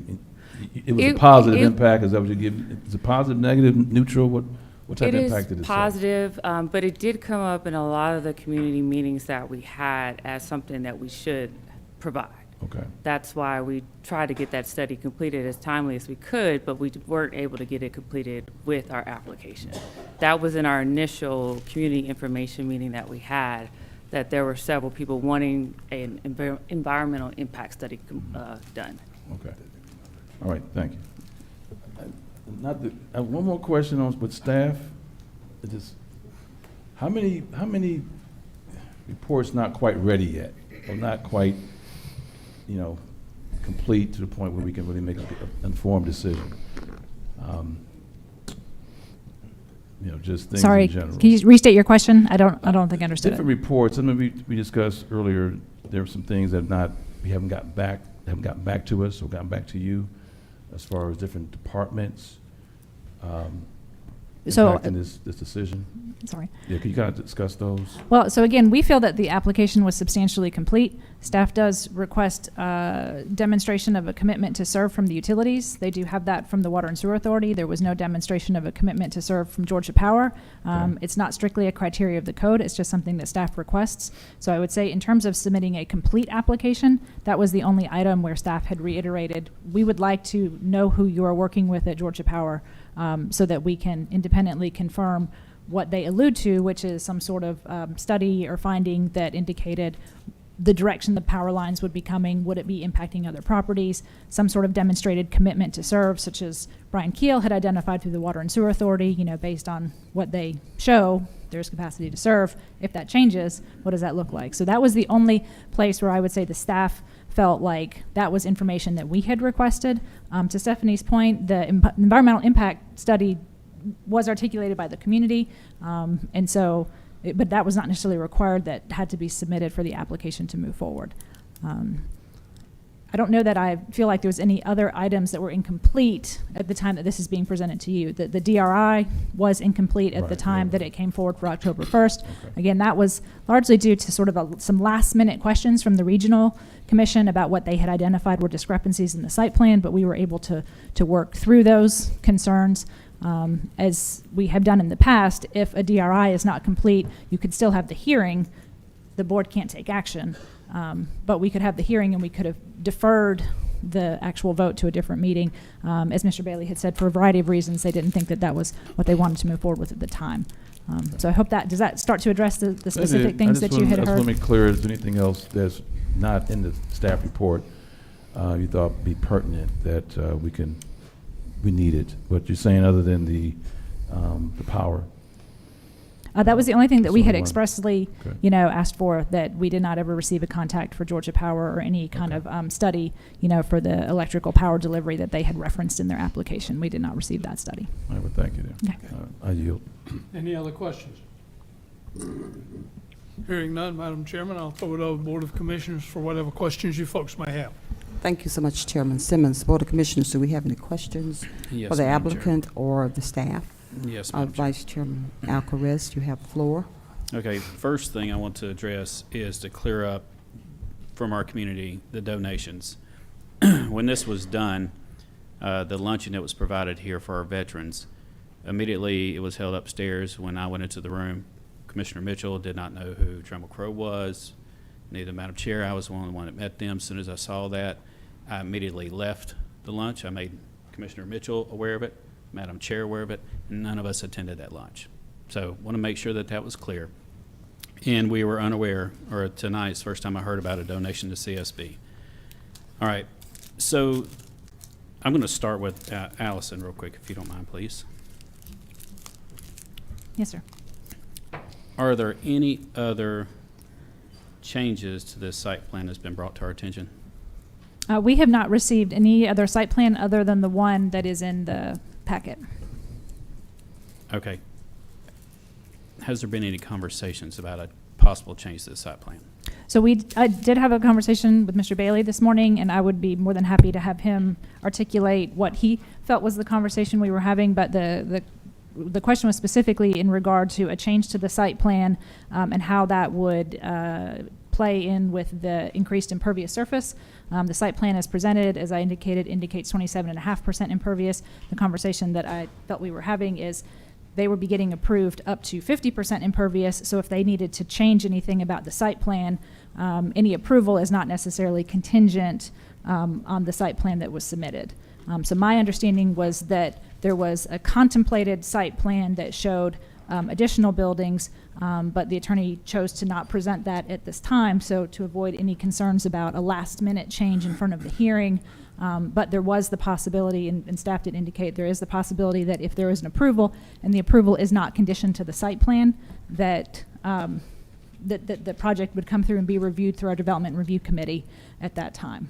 And I don't know if you would like to add anything to that conversation. Yeah, so Commissioner Alcaraz, Henry Bailey, just to reiterate, the conversation was about potentially having additional site plan changes to address concerns that we had heard from the neighborhood with respect to the location of some of the generators on the site, on the northern portion of the site that were closer to residential, and trying to figure out a way to move those away from those locations. In order to do that, the only way that we could do that would be to shift the buildings around in a way that would create two smaller buildings on the southern side of the site. Again, very conceptual. We hadn't had anything approved. We were just kind of talking through that. But one thing that we do know for a fact is that if we were to go that route, the impervious surface would not exceed 25%. So it would be less than 25%. So that request for the special use permit in that regard would then be sort of moot. Okay. What other issues would address in regards to this potential concept of a new site plan that were the concerns of the community? Well, the primary issue was proximity of the building on the northern side to the residences, and then the proximity of the generator pads to the residences, and keeping those as far away as possible, and then maintaining the existing vegetative buffers to the extent possible. And so that concept that we were trying to explore was trying to solve for those issues that were brought up by the neighborhood. Okay. Yeah, it looks like Tyler may want to add. Just adding on to what Henry was just saying, you know, we have had a lot of different conversations with the community, and you know, we have constantly been trying to accommodate any of the feedback that we're getting. We don't know until we talk, and we've talked a bunch, and we have continuously worked to get the site plan in a position that it is the least impactful to the Mason Creek community. So just wanted to mention that on there. We, at one point, were looking at doing a proposed green space for the community, but that got shut down. That is not what the community wanted. So we have continued to work with them and make accommodations. We want to increase the setbacks to where we're going to be, the building is further away from them, and we're moving the generators, as Henry was saying, which is ultimately taking care of the noise. It's taking care of you know, hopefully not being able to see the buildings even more so. Our number one goal is for these things to not be seen. So anyway, I just wanted to note that. Okay. Just stay there for just a moment, Tyler, just one moment. Regarding the letter from Georgia Power for the commitment to serve, do you have that? Yes, we do. So unfortunately, Georgia Power is not They won't provide a representative to come and speak. A lot of the, particularly the one-page document that was a request for service, basically guaranteed the amount of power that we have allocated to this site. We are not allowed to disclose that number. That is technically trade secret on their end, and it's also confidential to our operator-aligned data centers, and so we were not able to disclose that information. Any other documentation that we've received or continuing to receive and working towards with Georgia Power is all confidential. And that is not us making it confidential, that is Georgia Power making it confidential. So I apologize that there was not a representative here tonight and that there wasn't more documentation provided, but we do have a power commitment for this property. And it's not from Greystone, it's from Georgia Power. So. Okay. Another thing that was brought up, because I did attend some of these community meetings, was the benefits to the committee. We have not, to the community, that's been proposed to some of those homeowners and landowners in that area. Are you able to speak about that? We have definitely discussed with the community on working towards finding what is it going to be to ultimately make them benefit from this project. I know that there were talks earlier about there not being street lights, there not being sidewalks, and those should have been there a long time ago. But we've offered to put those in, and also work on coming together on a community fund that we would be able to have money set aside to go and improve that community and make it a better place at the end of the day. As we were talking about earlier with the sewer, there was a lot of concerns early on about whether or not they were going to have to tap into sewer if we were bringing sewer up here. The answer to that was you didn't have to tap into it, but if you did, it's going to cost some money. And we wanted to alleviate any of those stress points. So we are continuing to work with the Mason Creek Committee and any other community members that we haven't spoken to. We are here to talk and continue helping guide those conversations so that everyone is informed and everyone knows what we're working towards with that community. Okay. You've heard of some of these residents state that they would like to have more time to better understand not only about a data center, but also communicate with those who have not heard or been able to attend any of the community meetings. Would your company be willing to have additional meetings with the community? Tonight is very important on moving this project forward. We will have. It's hard to say that we're going to step away from the community. We really have had. We've made tremendous progress, and I've really enjoyed getting to know the committee members and all the other members of the community, and we will continue to have meetings. We will stay here after tonight and speak with each and every one of you that needs more information. So we're willing to continue to have those meetings so everyone's informed. I know I'm not going to disclose what I heard in the community meeting that was proposed to those residents in that area. However, I know that there's been offers made to some of the property owners close to the area. Am I? No, I'm not going far. I'm not going far. Audrey Lewis with Legal. I apologize. I've not identified myself on the record tonight. I just do want to caution that we not get into any discussions that would involve negotiations of any sorts Understood. with private citizens. Understood. We have no authority to enforce Understood. or involve. I'm not doing that. I was just stating that residents have come to me stating that things have been done. But I'm just concerned for my community because I've received a bunch of calls from them.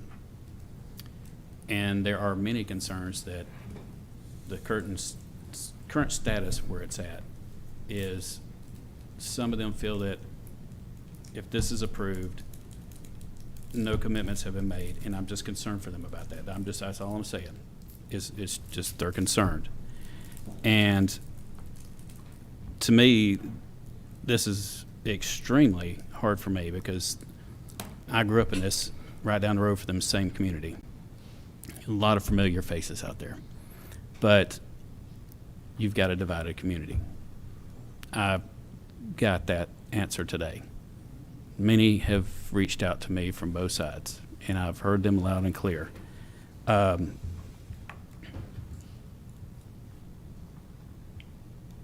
understand that many of them think that this would be great, I believe, for our county. But then again, I'm just concerned about my residents. And I'm going to take a pause because I know my fellow commissioners have questions, and I want to hear some of their questions before I go any further. I yield back, Madam Chair. Okay, thank you so much, Vice Chair Alvarez. Commissioner Kenner Jones, you have the floor. Thank you, Madam Chair. I do have a question for water and sewer.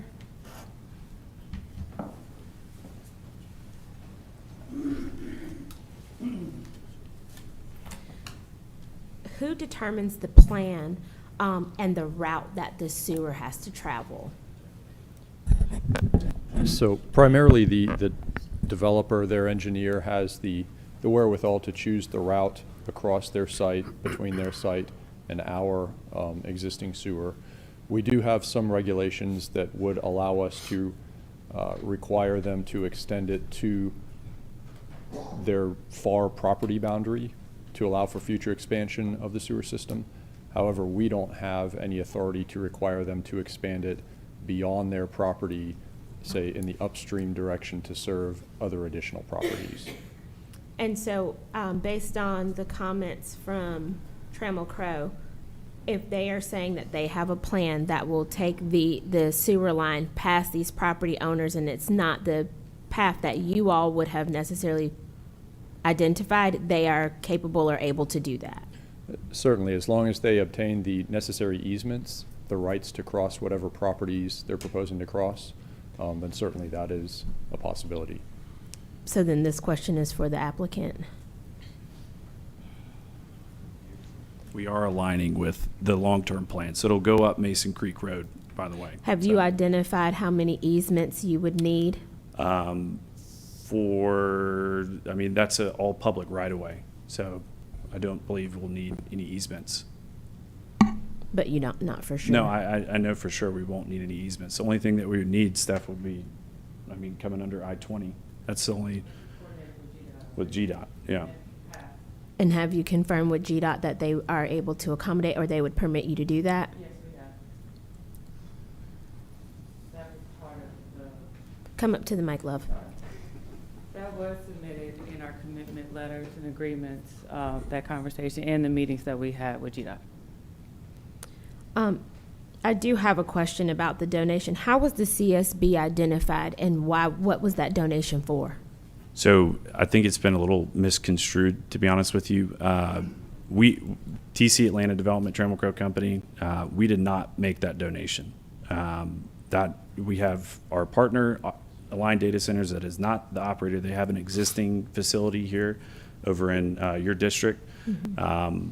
They have a tremendous amount of veteran outreach, and I believe 28% of their workforce currently is our veterans, and they're constantly increasing that number. Veterans have a high, skill level of coming into a sophisticated facility like these and really performing well at those jobs. So they're trying to continue working with them. I will be honest, we did attend that meeting. We'd invited some community members that we wanted to be there for and just show support. We had no donations made as the applicant. So I just wanted to, if you want them to come up and speak to that a little bit more, you can call a line. Okay. I heard you all speaking about a proposed change to the site plan that would contemplate 2 smaller buildings and then 1 building that's in the original location. Is the contemplated site plan what you are more likely to go with? As we have been speaking with the community and taking their feedback, I think that we have nothing to hide. If anything, there is positive changes that are being made based upon the community's feedback. So I would say if the community is telling us that they want want something, we're absolutely ready to make it work. And getting us underneath the impervious surface requirement, I think, is a really big plus of doing that. And I'm happy to say that we were able to accomplish that. There's been a lot of different plans that have been made from the very beginning. I know there's been some confusion just from very early on. I think we had 7 buildings, and then it reduced to 4 buildings, and then it went to 2 buildings for a long time. And after we have been having, these intense conversations with the community and taking that feedback and making real changes to it, to positively impact or make sure it's a positive impact on them by decreasing, the distance or increasing the buffers, and orienting the buildings to a point to where it's going to help alleviate any noise issues or constraints. So we were already okay with the plan we had, but the only reason why we're changing it is because we've been meeting with the community and moving things to try to accommodate that. Would the modification to the site plan make the substation or parts of the data center closer or further away from the school? It would not change anything that in would distance stay. to the school. This question is for planning and zoning. Yes, ma'am. How many other proposals or applicants do we have that don't have support letters from the power company? Is that ordinary, or is that? I don't know the answer to that off the top of my head. We have one additional application that has come in to expand an existing campus over in the Lithia Springs area. And that one is going through DRI review right now. And then we have a second proposal that has submitted their zoning request. But again, that was just to trigger the DRI review. So we do have 2 additional zoning applications filed, but the DRI review process is now taking, somewhere between 2 and 4 months. So we haven't gone through the actual materials of the application to determine if we have all of the items submitted. Does that answer your question? Have we ever had a data center proposed that didn't have a letter of support or what they could do from the power company? Like in the history of all the data centers coming in, yes, we have. What was so the that's solution? Because a number of the existing projects were approved prior to 2020, and so those projects came in under a set of requirements that weren't looking to have the same level of concurrent impacts. The requirement for the infrastructure concurrency largely came out of the experience that Brian Keel had alluded to with the AWS site, whereas there were projects approved in 2019 and 2020 that were supposed to come in under one set of assumptions, and then as they continue to evolve, they change from being, largely the closed loop to the evaporative cooling. So it was that experience which I would say took us about 4 months delay in negotiating what that would look like, that the staff is now under the provision that allows us to ask for additional information. The staff is now asking to make sure that they have the concurrency from the Water and Sewer Authority as well as the power service provider. And so since we've made that shift, though, how many have we had that don't have those concurrent letters from power and water and sewer? Sure. So my answer right now is I don't know, because I haven't looked for that specifically with the 2 projects that we have pending. I don't know if they have those concurrency letters because the application was just used to trigger the DRI review. When it actually comes to full zoning, that's when we would make sure that they have all of the requirements, including the traffic impact study, the concurrency letters, and any other items that we would typically require, whether it's a hydrology or any of those studies. So does that answer your question? Mm-hmm. Right now we just have kind of the trigger action. We don't have the full kind of applications to move it forward until they get closer to the end of the DRI review. Mm-hmm. But those are the only 2 applications that I have pending now in the county. We've had inquiries for 4 other sites. And so again, just in that preliminary inquiry stage, that's not a requirement that we have for the inquiry stage. And then since there's no actual plan for the substation and how that has to be built, if they were approved and if they got one, would the design of the substation and how the power lines have to be run come back to us, or that would strictly be up to the power company at that point?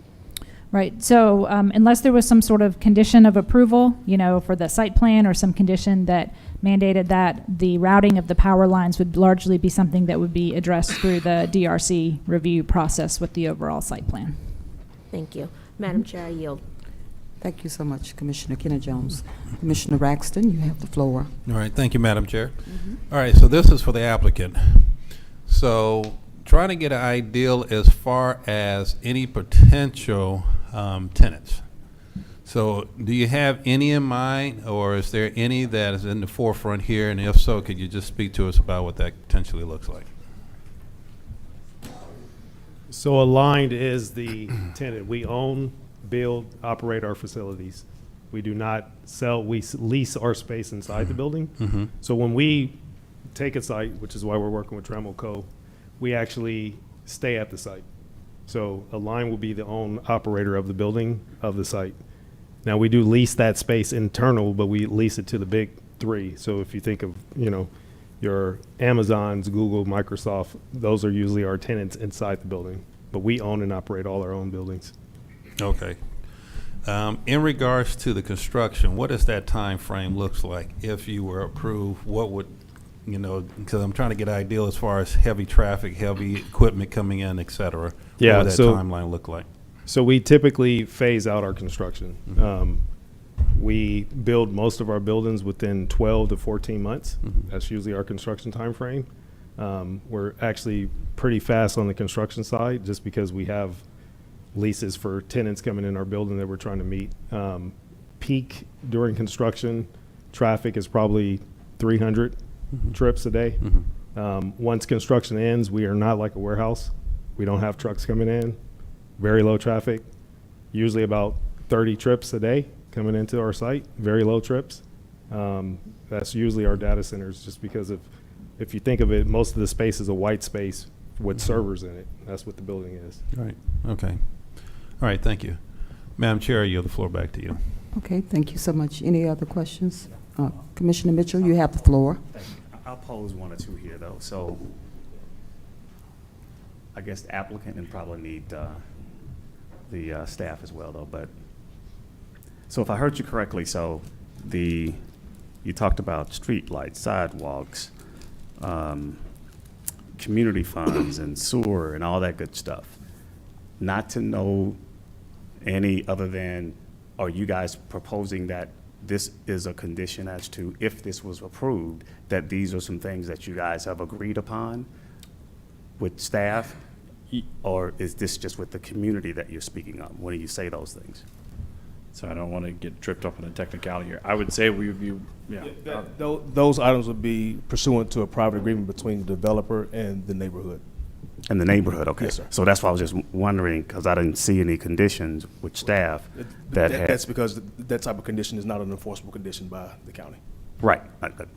I just, it's just being spoke of, and for those that were saying this. And you mentioned too, though, 200 jobs or something, I think, that this data center, it's potentially going to create. I know we can't, that's just an estimate of what we're looking at. And So we have facilities in a lot of states that we operate, so our numbers are pretty accurate. We typically have about 200 employees per building. 156 are aligned employees, so our own staff. About 44 make up the tenant staff. Pay salary is average about $43 an hour. With overtime, it's usually $100,000 jobs, most of the jobs that we have, so. Okay.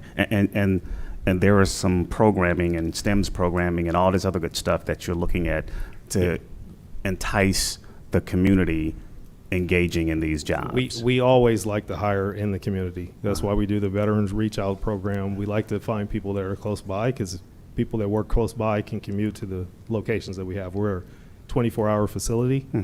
We have to make sure everything that we use, computers, phones, are always operational. So we're always looking to hire in the areas that we're going in. Okay, and so the size of the building, we talk a lot about the buildings went from 5, 8, 3 down to 3 now, I think it is, and I may be exaggerating the numbers, but with that, we're down to potentially 3, and that's been the adjustment, and I don't know if staff want to even speak to this, that's been the adjustment that's been clear to staff to saying this is what the potential layout would be now versus, so we're looking at, I think I saw 3 potential. 2, okay, okay.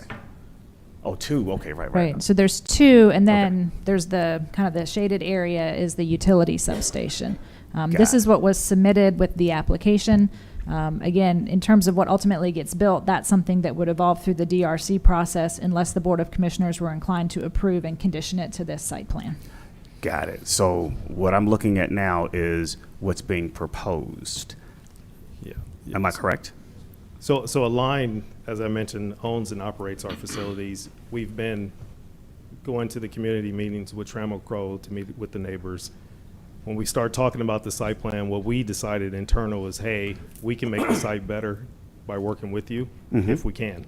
That's what Tyler had presented earlier. So we proposed a couple solutions that we think helps. I actually wrote the setbacks here. I mean, we're going from buildings that were 345 feet away from the property lines of residential to 800 feet. And that's what I was alluding to. Yeah. As to 2, 3, it was one time 5, and the less you build, the more buffer from the community, it would turn out to be that, correct? And as P&Z staff mentioned, the gray areas are where we have our mechanical equipment. So one thing that we realized is, hey, if we can move it to one side of the building, instead of being on both sides, because that's what the building looks like, we increase that buffer and we get it further away. So we made accommodations and said, hey, if we want to be a player, because we have to own it, they're going to be calling us once we take this over. Right. We want to be a player and make sure that we can accommodate what we're hearing in these meetings. And you guys don't lease out, if I heard you correctly, you don't lease out your space. It's you guys building your build out. We lease out the interior space of our building. That's what we do. So if you think of like an apartment complex, I got you. We own it. Someone's renting out the space inside the room. So you do rent out. Okay. Exactly. Okay. Yep. And the power side of this. So we're looking at the power company, Georgia Power, but we don't know if that's doable, or we know it's doable. We just got to go through the process. We have the intent from Georgia Power to serve our site. That shouldn't be a problem. Should not be a problem. Because I think the myth is that the community will have to subsidize some of your power. I think I mentioned this before. Transmission power, which is what we have, is different from distribution power. Right. They're totally two separate things. Right. So residents are served by distribution power. That's usually 1347 kV. We're 138 kV and higher. Correct. So totally two different. So when you go to Georgia Power and you say, hey, I'm looking for substation transmission power, it's going to be a totally different thing. It's not the same grid. Right. And I just want the community to hear that it doesn't, that's a myth. Right. And the water side of this thing as well, and I don't know if you want to come and just speak once. I'm sorry, the water and sewer. Just one more notion to state that the potential water usage and the sewer run, however that all works out, it's WSA is ready and capable of pulling off this particular project if needed. Yes, sir. At the demand numbers that they have proposed, we have no problem serving them water and sewer. Right. So whether you're cooling or not, but it won't be on the backs of the community. Correct. If things change, if demands go up and additional water is needed, then the additional infrastructure would be constructed at the developer's expense, not at the expense of our current ratepayers. Got it. And the sewer run, again, I think we spoke about, some of the commissioners mentioned about easements needed, but it doesn't appear that easements will be needed based on I'm assuming you're running up Mason Creek to get the sewer line, across 20, I guess I should say first. So there's not a need, but my question though is what's the plan with the residents if by chance this get passed? What's the plan on the resident side of this if they so choose to connect, or will it be mandatory to connect? Sure. So it would not be mandatory to connect as long as their septic system is functioning properly. I should add, the County Environmental Health Department and WSA have parallel requirements that if you have a failing septic system and you have sewer available, then you may be required to connect. Outside of that, you will not be. So the one time somebody's septic tank goes out, need a new fill line, and if by chance that's the case, is it based off the repair if they decide to connect, or because it failed, they have to connect? I'm not real sure on the specifics. I'd have to get with my colleagues in environmental health to confirm, but my understanding is if the system fails and sewer is available, then you are required to connect. Wow. Okay. Outside of that, no, you're not required to connect. Understood. It is Understood. available if they wish to connect, they would have to pay the same connection fee as any other customer, and then hire a plumber to run the line from their house to the sewer line. Right, but I think the gentleman is going to get up and probably speak to this and say that they have already agreed with those residents that where the sewer line is easily accessible will be able to potentially connect if they so choose. And if by chance there's a failure, that will be available. I'm assuming that you want to speak to that, I guess? Yes, Yeah. and we will pay the cost for that to happen. Into perpetuity? For those properties that are right there, absolutely, within the Mason Creek community. So forever and ever, amen. Amen. If these people need to connect to the sewer, you are committing right now that you all would connect that to them at no cost, even if they choose not to connect right now. Yes, ma'am. Thank you. Sorry.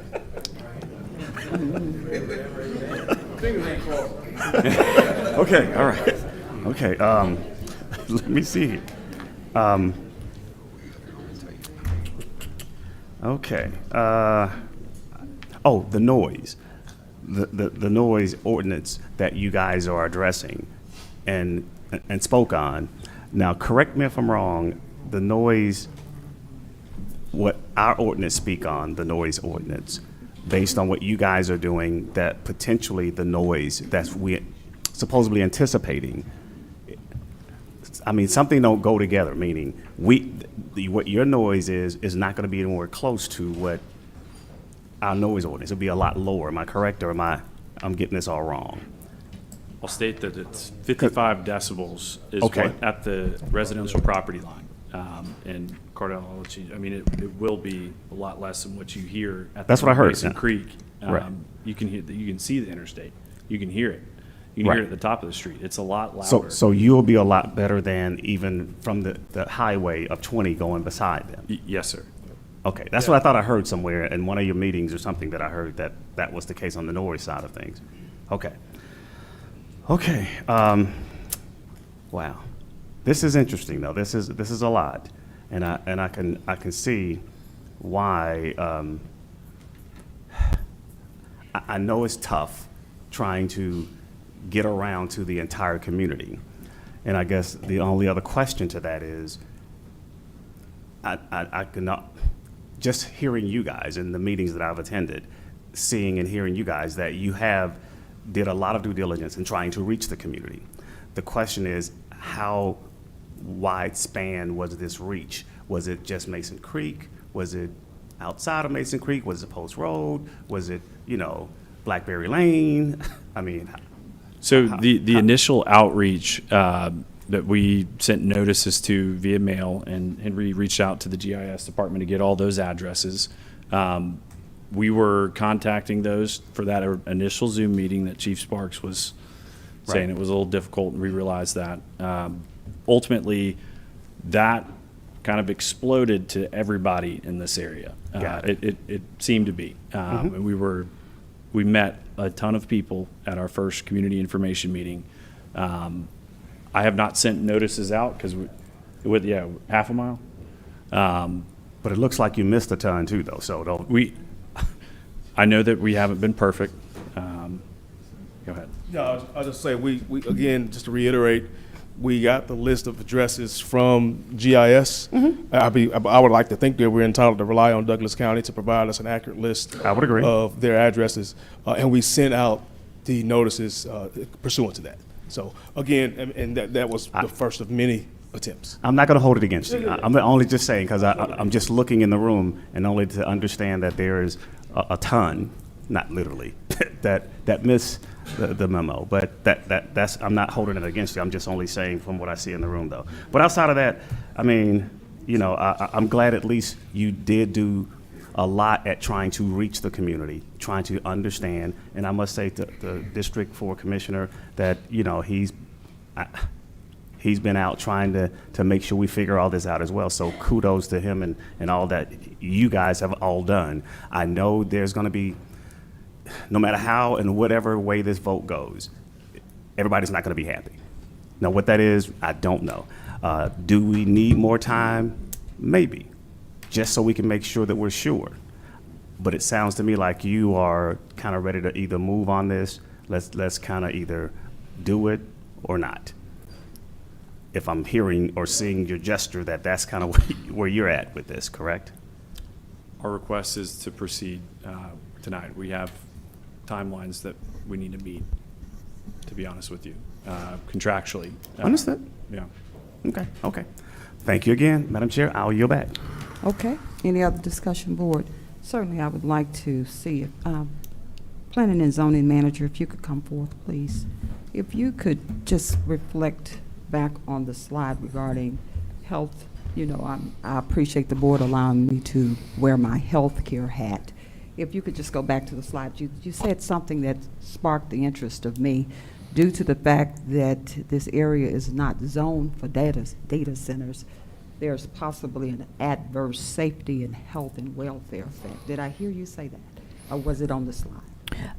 So again, that was, you may have been hearing what we were saying in our findings. So when you said the zoning, right? So this is the zoning in the area in regard to our findings. You know, zoning is a use of the police power, right? And so we use zoning as a part of the police power to protect public health, safety, and welfare.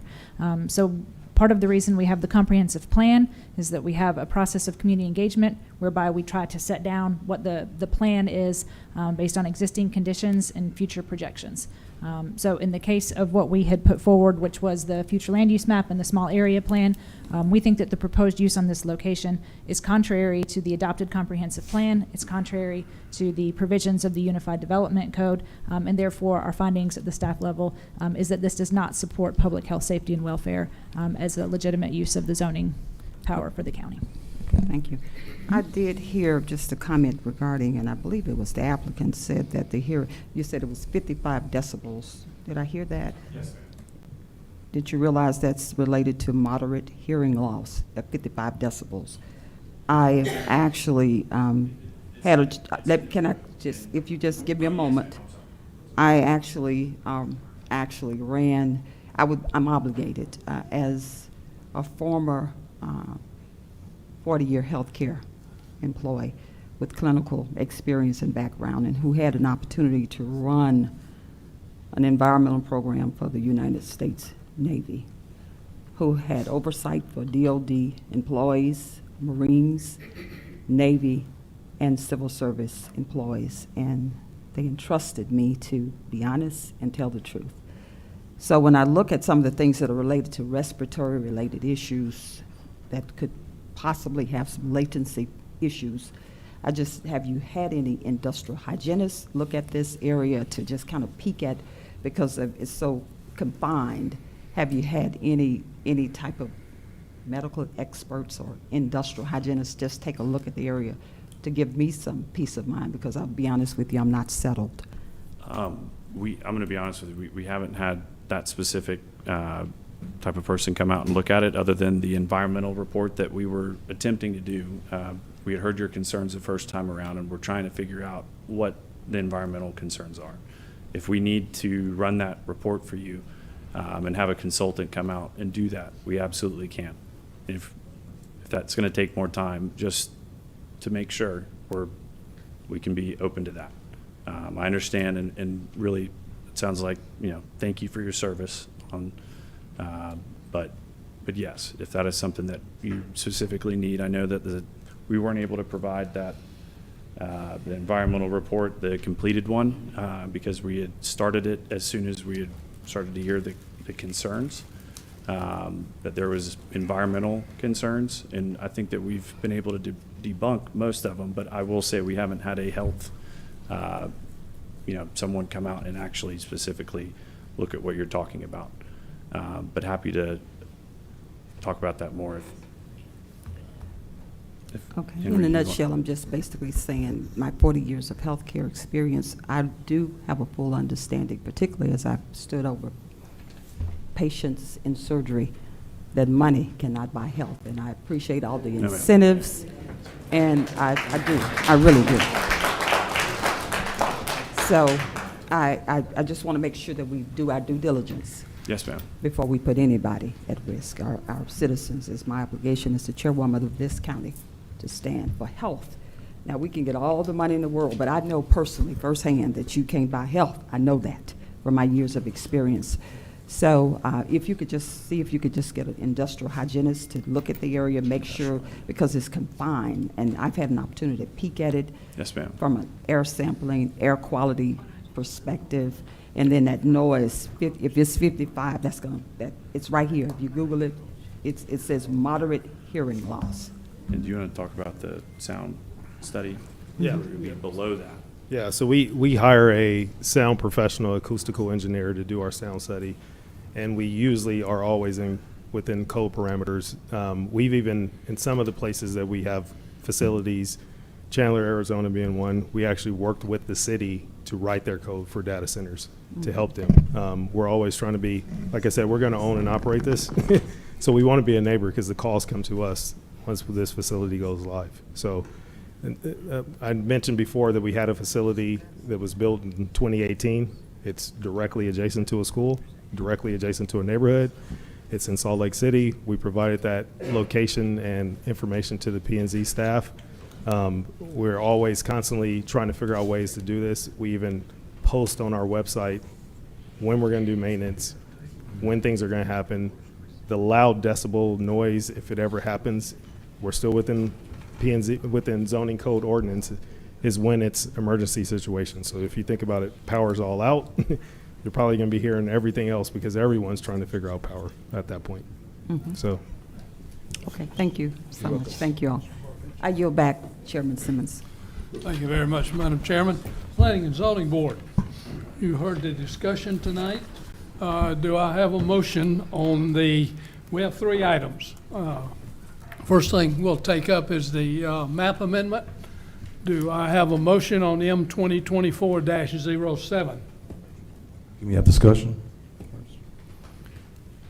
Any discussion? We would need a motion before discussion. You got a motion. You got to have a second. Okay. Rob Thomas, I'd like to make a motion to table M 2024-07 until the January 7th, 2025 Planning and Zoning meeting. Second that motion. Brandon Penniman, second. I have a motion and a second. Do we have any discussion?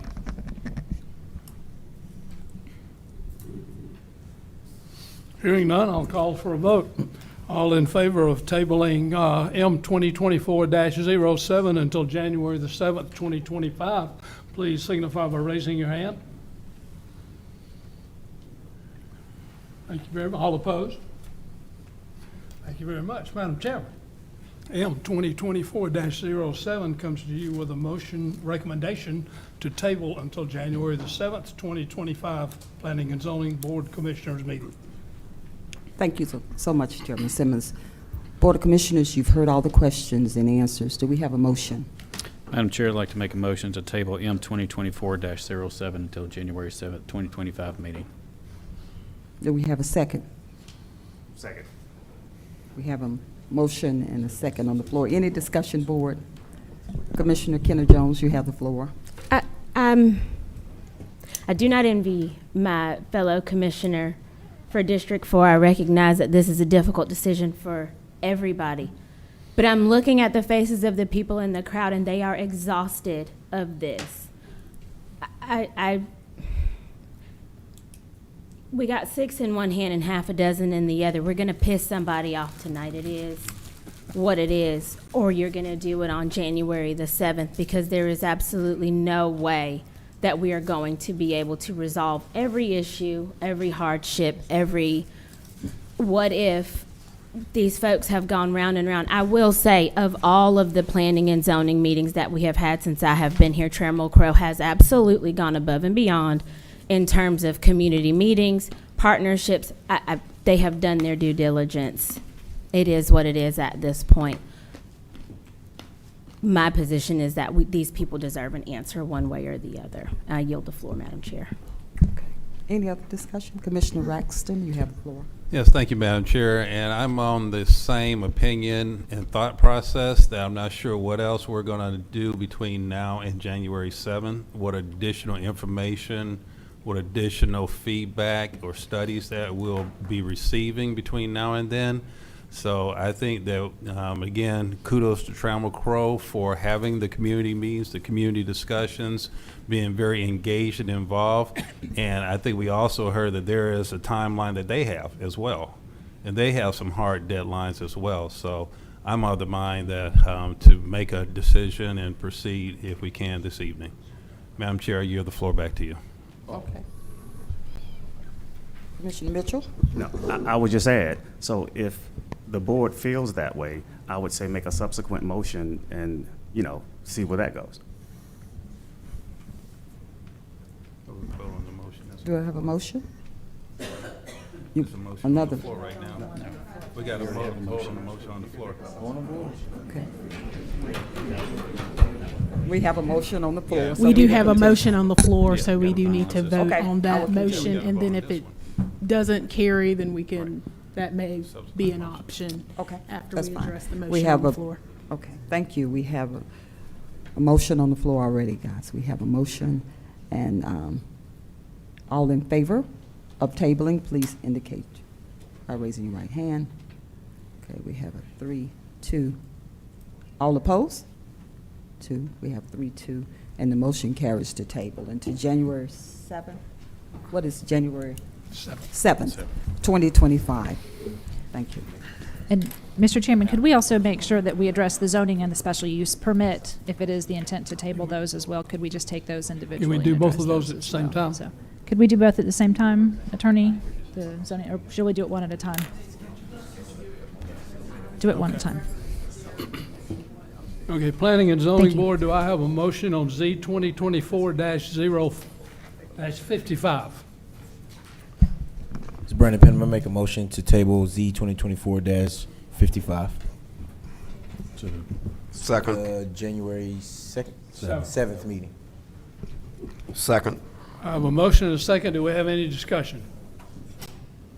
All in favor of tabling Z 2024-55 until January the 7th, 2025, please signify by raising your hand. Thank you very much. That's unanimous. Madam Chair, Z 2024-55 comes to you with a recommendation to table until January 7th, 2025. Thank you so much, Chairman Simmons. Board of Commissioners, you've heard all the questions and answers. Do we have a motion? Madam Chair, make the motion to table Z 2024-55 until January 7th, 2025. Okay, we have a motion and, we have a motion and a second on the floor. All in favor, please indicate by raising your right hand. Okay, all opposed? Okay, 1, we have 3-1 vote, and the motion carries to table. Planning and Zoning Board, do I have a motion on S 2024-56? A special use permit. Chairman, it's Rob Thomas. I'd like to make a motion to table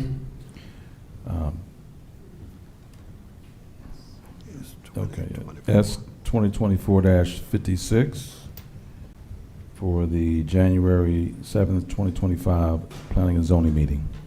And I second that, Mr. Chairman. I have a motion and a second. Do we have any discussion? Hearing none, I'll call for a vote. All in favor of tabling S 2024-56 till January the 7th, 2025, please signify by raising your hand. Thank you very much. Madam Chairman, S 2024-56 comes to the board with a unanimous recommendation to table until January the 7th, 2025. Thank you so much, Chairman Simmons. Board of Commissioners, you've heard all the questions and answers. Do we have a motion? Madam Chair, make a motion to table S 2024-56 till January 7th, 2025. Okay, we have a motion and a second on the floor. All in favor, please indicate by raising your right hand. All opposed, raise your right hand. Okay, we have a 3-1 vote and the motion carries. I yield the floor back to you, Chairman Simmons. Thank you very much, Madam Chairman. Our next agenda item, please, Mr. Cronin.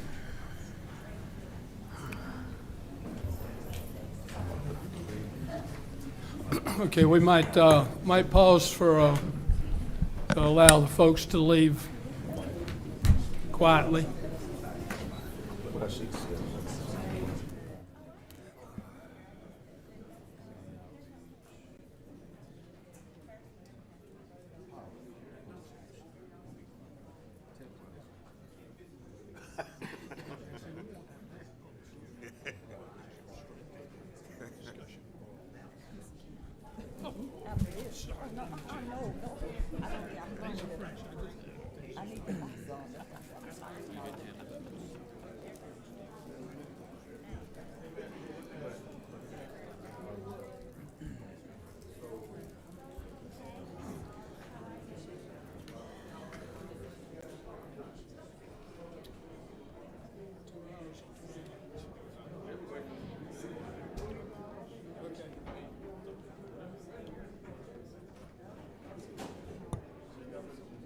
Okay, if we could exit the room and carry on our conversations outside, please. We need to move on.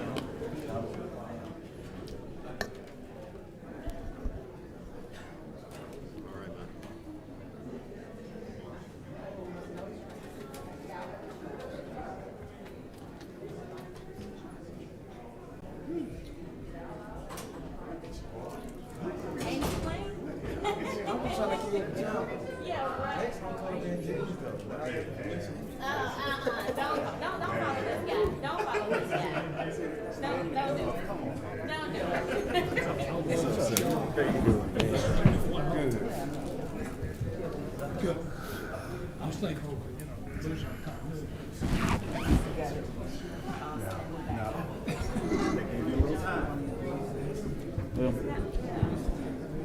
Okay, good. I do too. Okay. All right, if you folks would please exit the room, carry on your conversations outside. We have other business to come before the board.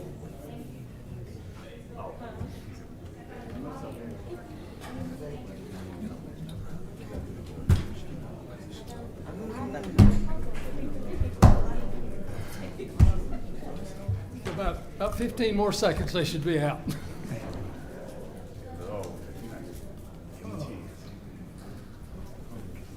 Okay, Mr. Cronin, let's move on. All right, good evening, boards. This next item is S 2024-46. This is a special use permit.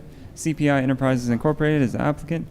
This is to allow trailer chassis repair in the light industrial zoning located at 11030 Veterans Memorial Highway.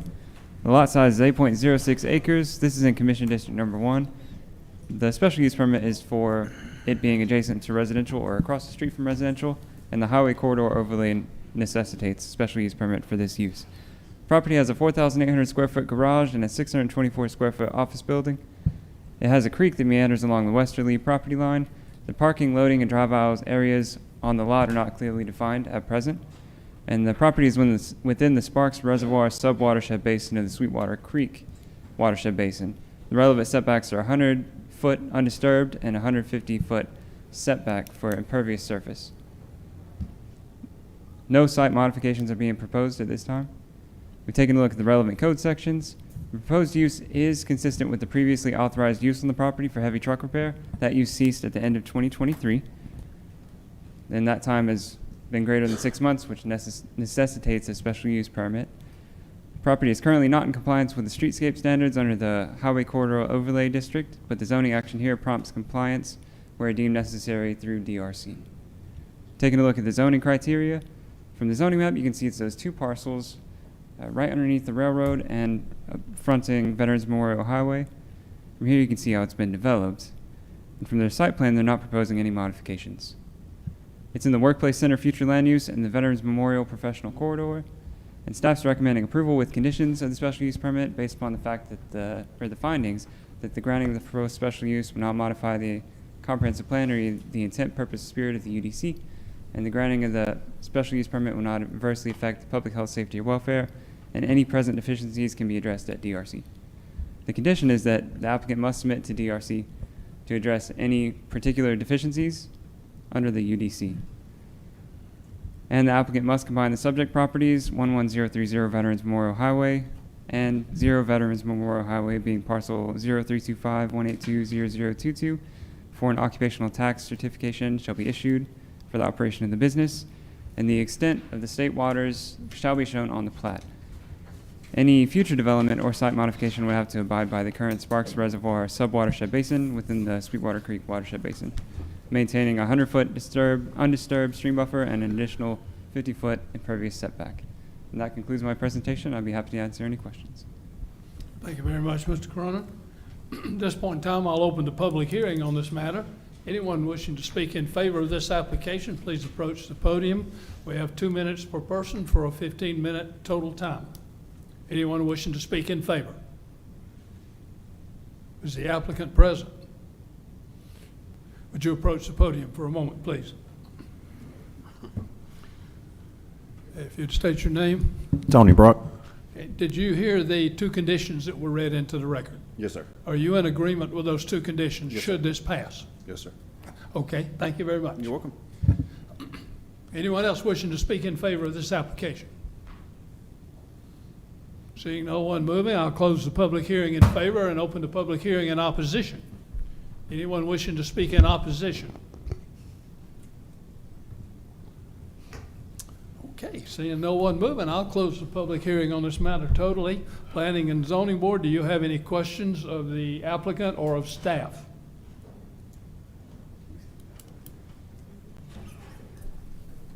Hearing none, Madam Chairman, I'll throw it over to Board of Commissioners for any questions you folks may have. Board of Commissioners, do we have any questions? Board of Commissioners, do we have any questions? I do. Commissioner Mitchell. But not to the applicant, but there was a condition it kind of went past me. I Oh, see yes, sir. something about the curb and gutter and some other stuff that I just kind of, it went past me a little quick. Yes, sir. So those issues will be, if the condition were passed, that would be addressed in DRC. Mhm. The property currently doesn't have well-defined drive But can you go aisles. back to that slide? Do I Oh, just yes, want to? sir. I just want to. So, let's see. There was. Yes. Was it this slide? Yes. Yes, sir. The street curb. Okay. Street cake. I mean, street cake. Skate. All right. Cool. Okay. And when will? Is that something that we're going to address within the conditions, or that's going to be addressed when the applicant going through the process? So the condition does impose that they do go before a development review committee to address any deficiencies under the highway corridor overlay. Right. So that might include curb Might. gutter sidewalk, depending Okay. on the findings at DRC. So we won't make that decision now. That will be something that will be potentially addressed down the road. Yes, sir. Not by the board, not by us. Well, if you want to impose the condition, then that they shall require sidewalks, that is under your purview. But it would be addressed at DRC if they're necessitated under the code. What do you, staff, recommend, is my question. Oh, staff's recommending the condition that they appear before DRC, and then if DOT finds that the change in the use, because the previous use has elapsed in time for greater than 6 months. Okay. It expired at the end of 2023. If they determine that this would require them to be up to current code standards under the highway corridor overlay, then that would be brought up at DRC. That's when it'll be brought up. Yes, sir. If they require it. Yes, sir. And the reason I'm saying this, to make sure that the applicant is fully aware that if that comes up, we're not trying to make it a condition today. But if it does, it won't be a surprise. And I guess I wanted, if you would, just hear you, I mean, I see you nodding, but I'd rather you come to the podium and. We understand. Okay. Thank you very much. With that being said, I'll yield back. Any other questions, board comments? Okay. With that being said, I yield the floor back to you, Chairman Simmons. Thank you very much, Madam Chairman. Planning and Zoning Board, you've heard the discussions here. Do I have a recommendation or a motion on S 2024-46? This is Brandon Bennett. I make a motion to approve S 2024-46, a special use permit to allow trailer repair in LI located at 11030 Veterans Memorial Highway, with the conditions as read in by staff. I have a motion. Do I have a second? Ward Curry, second. I have a motion and a second. Do we have any discussion? Hearing none, I'll call on the vote. All in favor of approving S 2024-46, please signify by raising your hand. Thank you very much. That's unanimous. Madam Chair, S 2024-46 comes to the board with a unanimous recommendation for approval with the conditions that were read in. Thank you so much, Chairman Simmons. Board of Commissioners, you've heard all the questions and answers. Do we have a motion? Yes, Madam Chair. I'd like to make a motion to approve item S 2024-46, a request for a special use permit to allow trailer repair and light industrial located at 11030 Veterans Memorial Highway. Okay, we have a motion. Do we have a second? Second. We have a motion and a second. Any discussion, board? We have a motion and a second. Please indicate by raising Well, your... I apologize. With the said conditions in that motion, my apologies. With the said conditions. Okay. Okay. And second, we have a motion and a second on the floor. Any discussion, board? We have a motion and a second. Please indicate by raising your right hand if you approve. Any oppositions? Zero opposition, so the motion passed 4-0. Thank you. And I yield the floor back to you, Chairman Simmons. Thank you very much, Madam Chairman. Our next agenda item, please, Ms. Duncan. All right, thank you, Mr. Chairman. We have a series of text amendments. As you know, when we put the text amendments out, we give you the full context of the ordinance in the packet. I have a robust slide deck, and I'm happy to go through each of them one by one, but certainly want to check in on what the will of the board would be at this time. We had an opportunity to review with the Planning and Zoning Board in our work session, and I can just give a high overview of certain text amendments, or we can kind of go through each one by one. So let me know what is the preference of the board. So High overview. High overview. We prefer that, yes. All right. All right. So again, what we are proposing are various text amendments to these articles. In Article 2, we are specifically mostly amending certain provisions of the code to streamline the enforcement through our regulating departments, through our code enforcement, our animal control, and groups like that. So we're looking specifically at personal care homes requiring a special use permit. We have made some modifications to our conservation subdivision, so we're adding those provisions into the table 2.2. All types of traveler accommodations or transient lodging, so that's going to be your hotels, your motels, your B&Bs, your country inns, your short-term rentals. Those are all going to require special use permits. And campground and RV parks are becoming accessory uses to other principal uses. In regard to our public, semi-public district, we removed a convention center as a permitted use, and then we revised other uses to require special use permit, such as job training and vocational centers and libraries and archives. We have introduced a requirement for build-to-rent communities.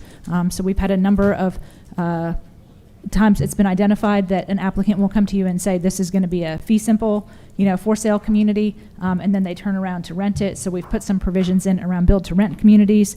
We've addressed exterminating and pest control in certain zoning categories subject to requirements of fleet vehicle parking. And then looking overall at automotive dealers, repair and fuel sales. So all of this making that clear that any use in that category is going to require a special use permit from the board, as well as pet grooming, training, or boarding facilities. We're putting them in the CG district, but then we've made some provisions to Article, that should say 319, not Article 19, but Article 319, that impacts soundproofing and other off-site impacts. And I'll talk a little bit more about that in Section 3, Article 3. So Section 307, there's one thing that you may want to pay attention to. We're going to be presenting at our next meeting some revised standards for the requirements of the architectural details. So we're making a reference to that in Article 307, which is what currently deals with architectural requirements. We revised the requirements in regard to vinyl siding, specifically allowing vinyl siding on manufactured homes, but otherwise making it a case-by-case approval for the Director of Planning and Zoning, Director of Development Services.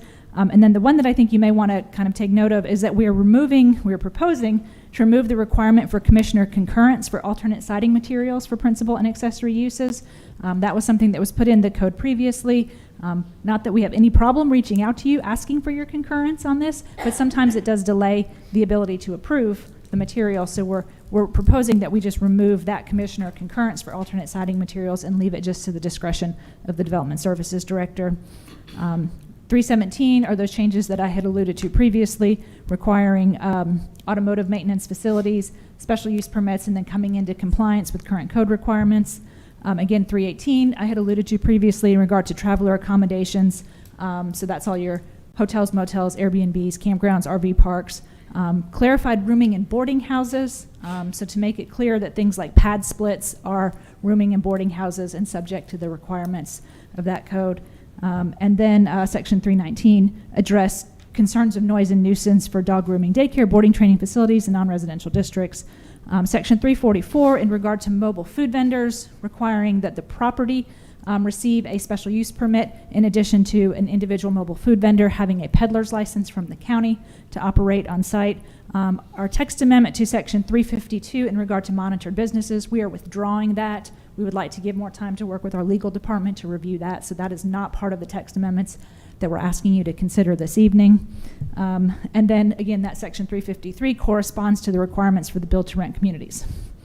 So one of the kind of most substantial changes is that we are revising our requirements for minor and major subdivisions to basically revert back to the process before we had introduced the idea of minor exempt and minor administrative subdivisions.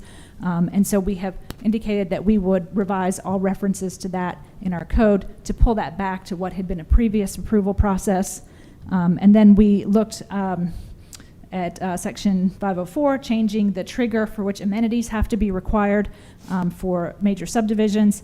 And then Section 504 also clarified projects with 119 lots or less can have one entrance, but once you hit 120, you have to have two entrances. That's to align with the state fire marshal's requirements. And then that revisions to the conservation subdivisions in 511. So that's the provision where we kept the existing conservation subdivision, that cluster design subdivision. We've had a couple of projects come through that. Nothing has actually been built yet under that provision, but we also modified it to include a large lot conservation subdivision. So this would be something where you had lots that are 2 acres or greater. You have 200 feet at the road for each individual lot, and that allows you to forego the requirement for curb, gutter, and sidewalk and build the road with open swale ditches. And then I think that gets more into those requirements, clarifying instances where sidewalks may be modified in the conservation subdivision. This one is also, I think, a pretty important one to keep an eye on. Revisions to remove footnote number 7 in our environmental protection. So this goes back to that question of can you increase the impervious surface in the Dog River secondary basin? And working with the Water and Sewer Authority, we can't entirely identify the rationale behind putting that in the first place. So we're in agreement that staff is proposing that we take out that ability to increase the impervious surface in the Dog River secondary basin and just leave it at the 25%. So just a couple more slides. Again, Article 10, project design and construction standards. That's mirroring what we were doing in Article 5 in regard to minor and major subdivisions. And then there's a few things specific to right-of-way miters and other kind of very technically specific transportation design requirements that DOT can speak to if you have any questions about that. And then Article 12, again, that same provision about minor and major subdivision standards. And then let's see if there's anything else. Just kind of clarifying consistency for requesting additional information, removing the requirement for architectural elevations to be submitted as a part of the LDP review. Elevations will come in at the time of the building permit review. And then finally, revisions to the regional review requirements to clarify any application requiring regional review that has to be presented to the Board of Commissioners. We are not going to put that on a Board of Commissioners agenda until we have those findings in hand. And that specifically addresses some of these issues that we've had with the regional review process taking a lot longer than what's been typical. So we want to make sure that we ensure all due notice to the public. So we're not going to put that on your agenda until such a time as it corresponds to a deadline when we have received those findings in hand. And then finally, Article 15, just updating our definitions to correspond with all the changes that we're making. And I'm going to pause right there and see what questions you may have. I have 2 questions. Yes, sir. The impervious surface, 25% in the secondary Dog River Basin. Mm-hmm. So if that's approved through the board today, then this TC Atlanta development request to go beyond 25%. You couldn't even put an application to ask for it? So 2 answers to that. Number 1, you are correct in that you would no longer have the ability to ask for an increase in impervious surface. My understanding with TC Atlanta is that they don't need the increase in impervious surface, that they figured out a way to make it work within the 25%. But beyond that, our code does contemplate in Article 1, if there is a change in an ordinance, you have a 6-month grace period. So if your project is already in process, as long as you continue to see that process through, basically come to fruition within that 6 months, then that will be allowed to move forward upon the change in an ordinance. But there's no special use permit, no way to get around the 25%. It's fixed. It would become fixed just as it is in the Bear Creek Basin and the Dog River Primary Basin. Yeah, so this is secondary, okay. This is just in the secondary, yes. A little much for me, but okay. The other question, I'm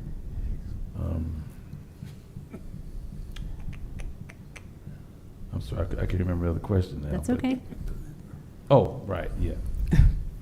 This is another big one. Special use permit moving forward for someone utilizing a food truck.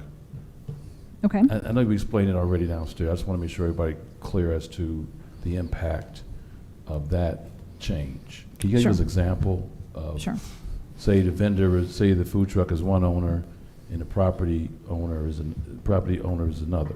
Correct. And how would that work? Right. So through working with our code enforcement department, one of the issues that they get a number of complaints about are, going particularly down our major highways and a lot of our commercial properties, you have mobile food vendors setting up in parking lots. Right. And so this is not just people coming in food trucks, but these are the folks with kind of the pull behind barbecue grills coming and setting up. There's some very specific requirements for state licensing through the environmental health department.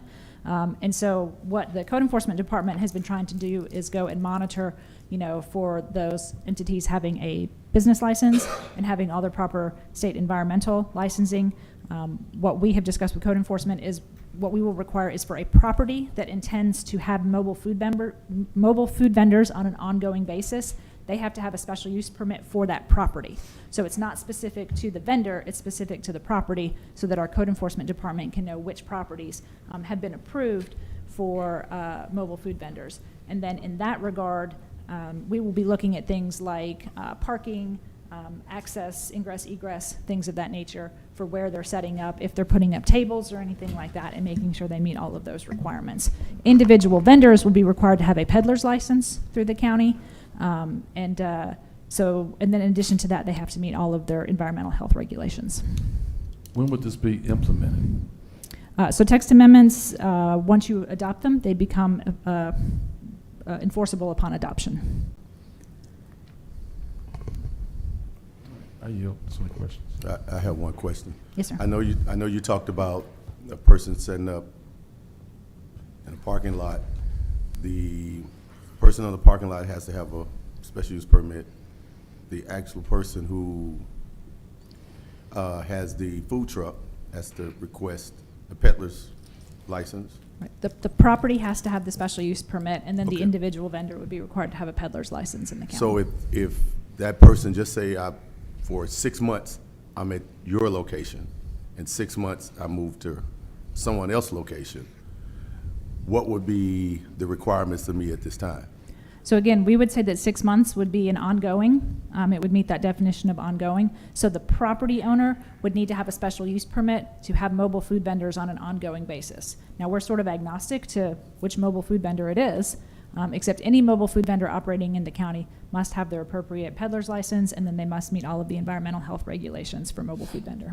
Even if they move to another location in the county? In the unincorporated county, right. This would not be enforceable in the cities, but in the unincorporated portion of the county. If they're moving to another location, it would have to be a location that has a special use permit to allow for mobile food vendors. Okay, that's what I wanted to ask. Okay. Right. The peddler's license would be a one-time, right? So that's like basically any other temporary or annual license that we would renew. So once they have their peddler's license, that can be renewable annually. But to set up on the property, that's the property that would require the special use permit. Gotcha. That's all I have. I yield. Any other questions, planning and zoning? Madam Chair, I'll throw it over to the commissioners for any questions you may have. Okay. Any questions from the Board of Commissioners? Board of Commissioners? Okay. The vinyl is just for modular homes. So trailers, and like manufactured homes. So there's not going to be subdivisions that can come in and build a complete subdivision with vinyl siding. Right, so right now vinyl siding is a prohibited material. Both vinyl and aluminum siding are prohibited materials in residential neighborhoods. The proposed language of the amendment, I can read it to you if you are interested. We have some very kind of like complicated requirements about if vinyl is to be used. So what we're proposing is that we do away with all that and we say vinyl is only allowable with approval of the Director of Development Services. That is coming from a previous amendment that we worked on in neighborhoods where the house was constructed with vinyl. So if they need to do a renovation or if there was a, fire damage or something like that. So where we have case by case given approval for vinyl is in instances where it's already existing in the neighborhood, it's already existing on the house. But it wouldn't necessarily allow the scenario you're proposing where a whole new neighborhood could come in with vinyl siding. Perfect. Madam Chair. Okay, okay. Let me add to that. Okay. But with the vinyl siding of this, with the newer vinyl that's in today's vinyl versus 10 years ago, how would that be covered in that particular proposal that you Right, so the way the code is currently written right now, if you look at it, I think it does try to create instances where a higher quality vinyl right could be allowable. I think in working with our chief building official, as we've looked at that code section, there's so many products coming on the market right now that kind of fall within this range of stuff that's very hard to understand whether or not it's meeting our current codes. So this would be a case for the board. In addition to the materials, historically there's been problems with the installation of vinyl siding, right, in terms of its warping over time. And I do think that this does become sort of a public health safety welfare issue in terms of preserving a stable quality building stock in the county. So that's why we are suggesting that if it's still the will of the board to not allow vinyl or aluminum, we just kind of make it clear that those materials are not allowable. However, it can be approved on a case-by-case basis by the director if it fits within the context of where it is located. And that's why I was going with this, to make sure that we didn't just eliminate that altogether. At least it should come before you guys to come before us to say, yes, this is okay, because I think there's a higher quality of vinyl that's on today's market that better than cedar, so. And you raise a good point that we have not changed the provision in Article 307 that in the event of a dispute with the director or the director does not feel like they can approve something administratively, it does come to the Board of Commissioners on appeal. So that's where we've had some of those come to y'all before. So we're keeping that the same. We are removing that case-by-case commissioner concurrence because what we're seeing is that we have to reach out to y'all and wait for a response. And that does increase the amount of time for the applicant to get approval, which again, we're fine with, but I know sometimes y'all get the calls from the applicant. I'm with you on that end. I just didn't want to eliminate higher quality vinyl Understood. that's on the market today. That's, does a lot of, Right now, what we can approve administratively is brick, stone, cementitious siding, so that's like hardy board, stucco, things like that. Certain wood, particularly engineered wood products, so not kind of the stuff that the powder post beetles and everybody goes and chews up, and then glass construction. So there's certain things we can approve administratively, and then anything else other than vinyl, aluminum, those would be just replacement materials. Anything else would have to go through special use permit for the board.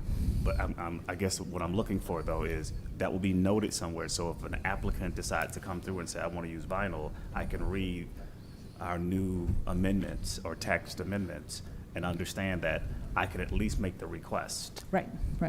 So that's still, we haven't changed that provision of 307. Any appeal of a decision of the director would come to y'all for special use permit approval for siding material. That's fine. Thank you. I yield back. Yeah. Thank you so much, Commissioner Mitchell. I yield the floor back to you. Thank you very much. Do we need to take these up one item at a time, or do we need to take them up as a group? I think you can approve the text amendments as a group, but we would need to have the public hearing. Okay. At this point in time, I'll open the public hearing. Anyone wishing to speak in favor of these text amendments, please step to the podium. Seeing no one moving, I will close the public hearing in favor and open the public hearing in opposition. Again, seeing no one moving, I will close the public hearing on this matter. Planning and Zoning Board, do I have a motion on the Unified Development Amendments? All right, this is Rob Thomas. I'd like to make a recommendation to approve the updated text amendments as written by staff. Would just like to clarify, we are removing section 352 in regard to monitored businesses.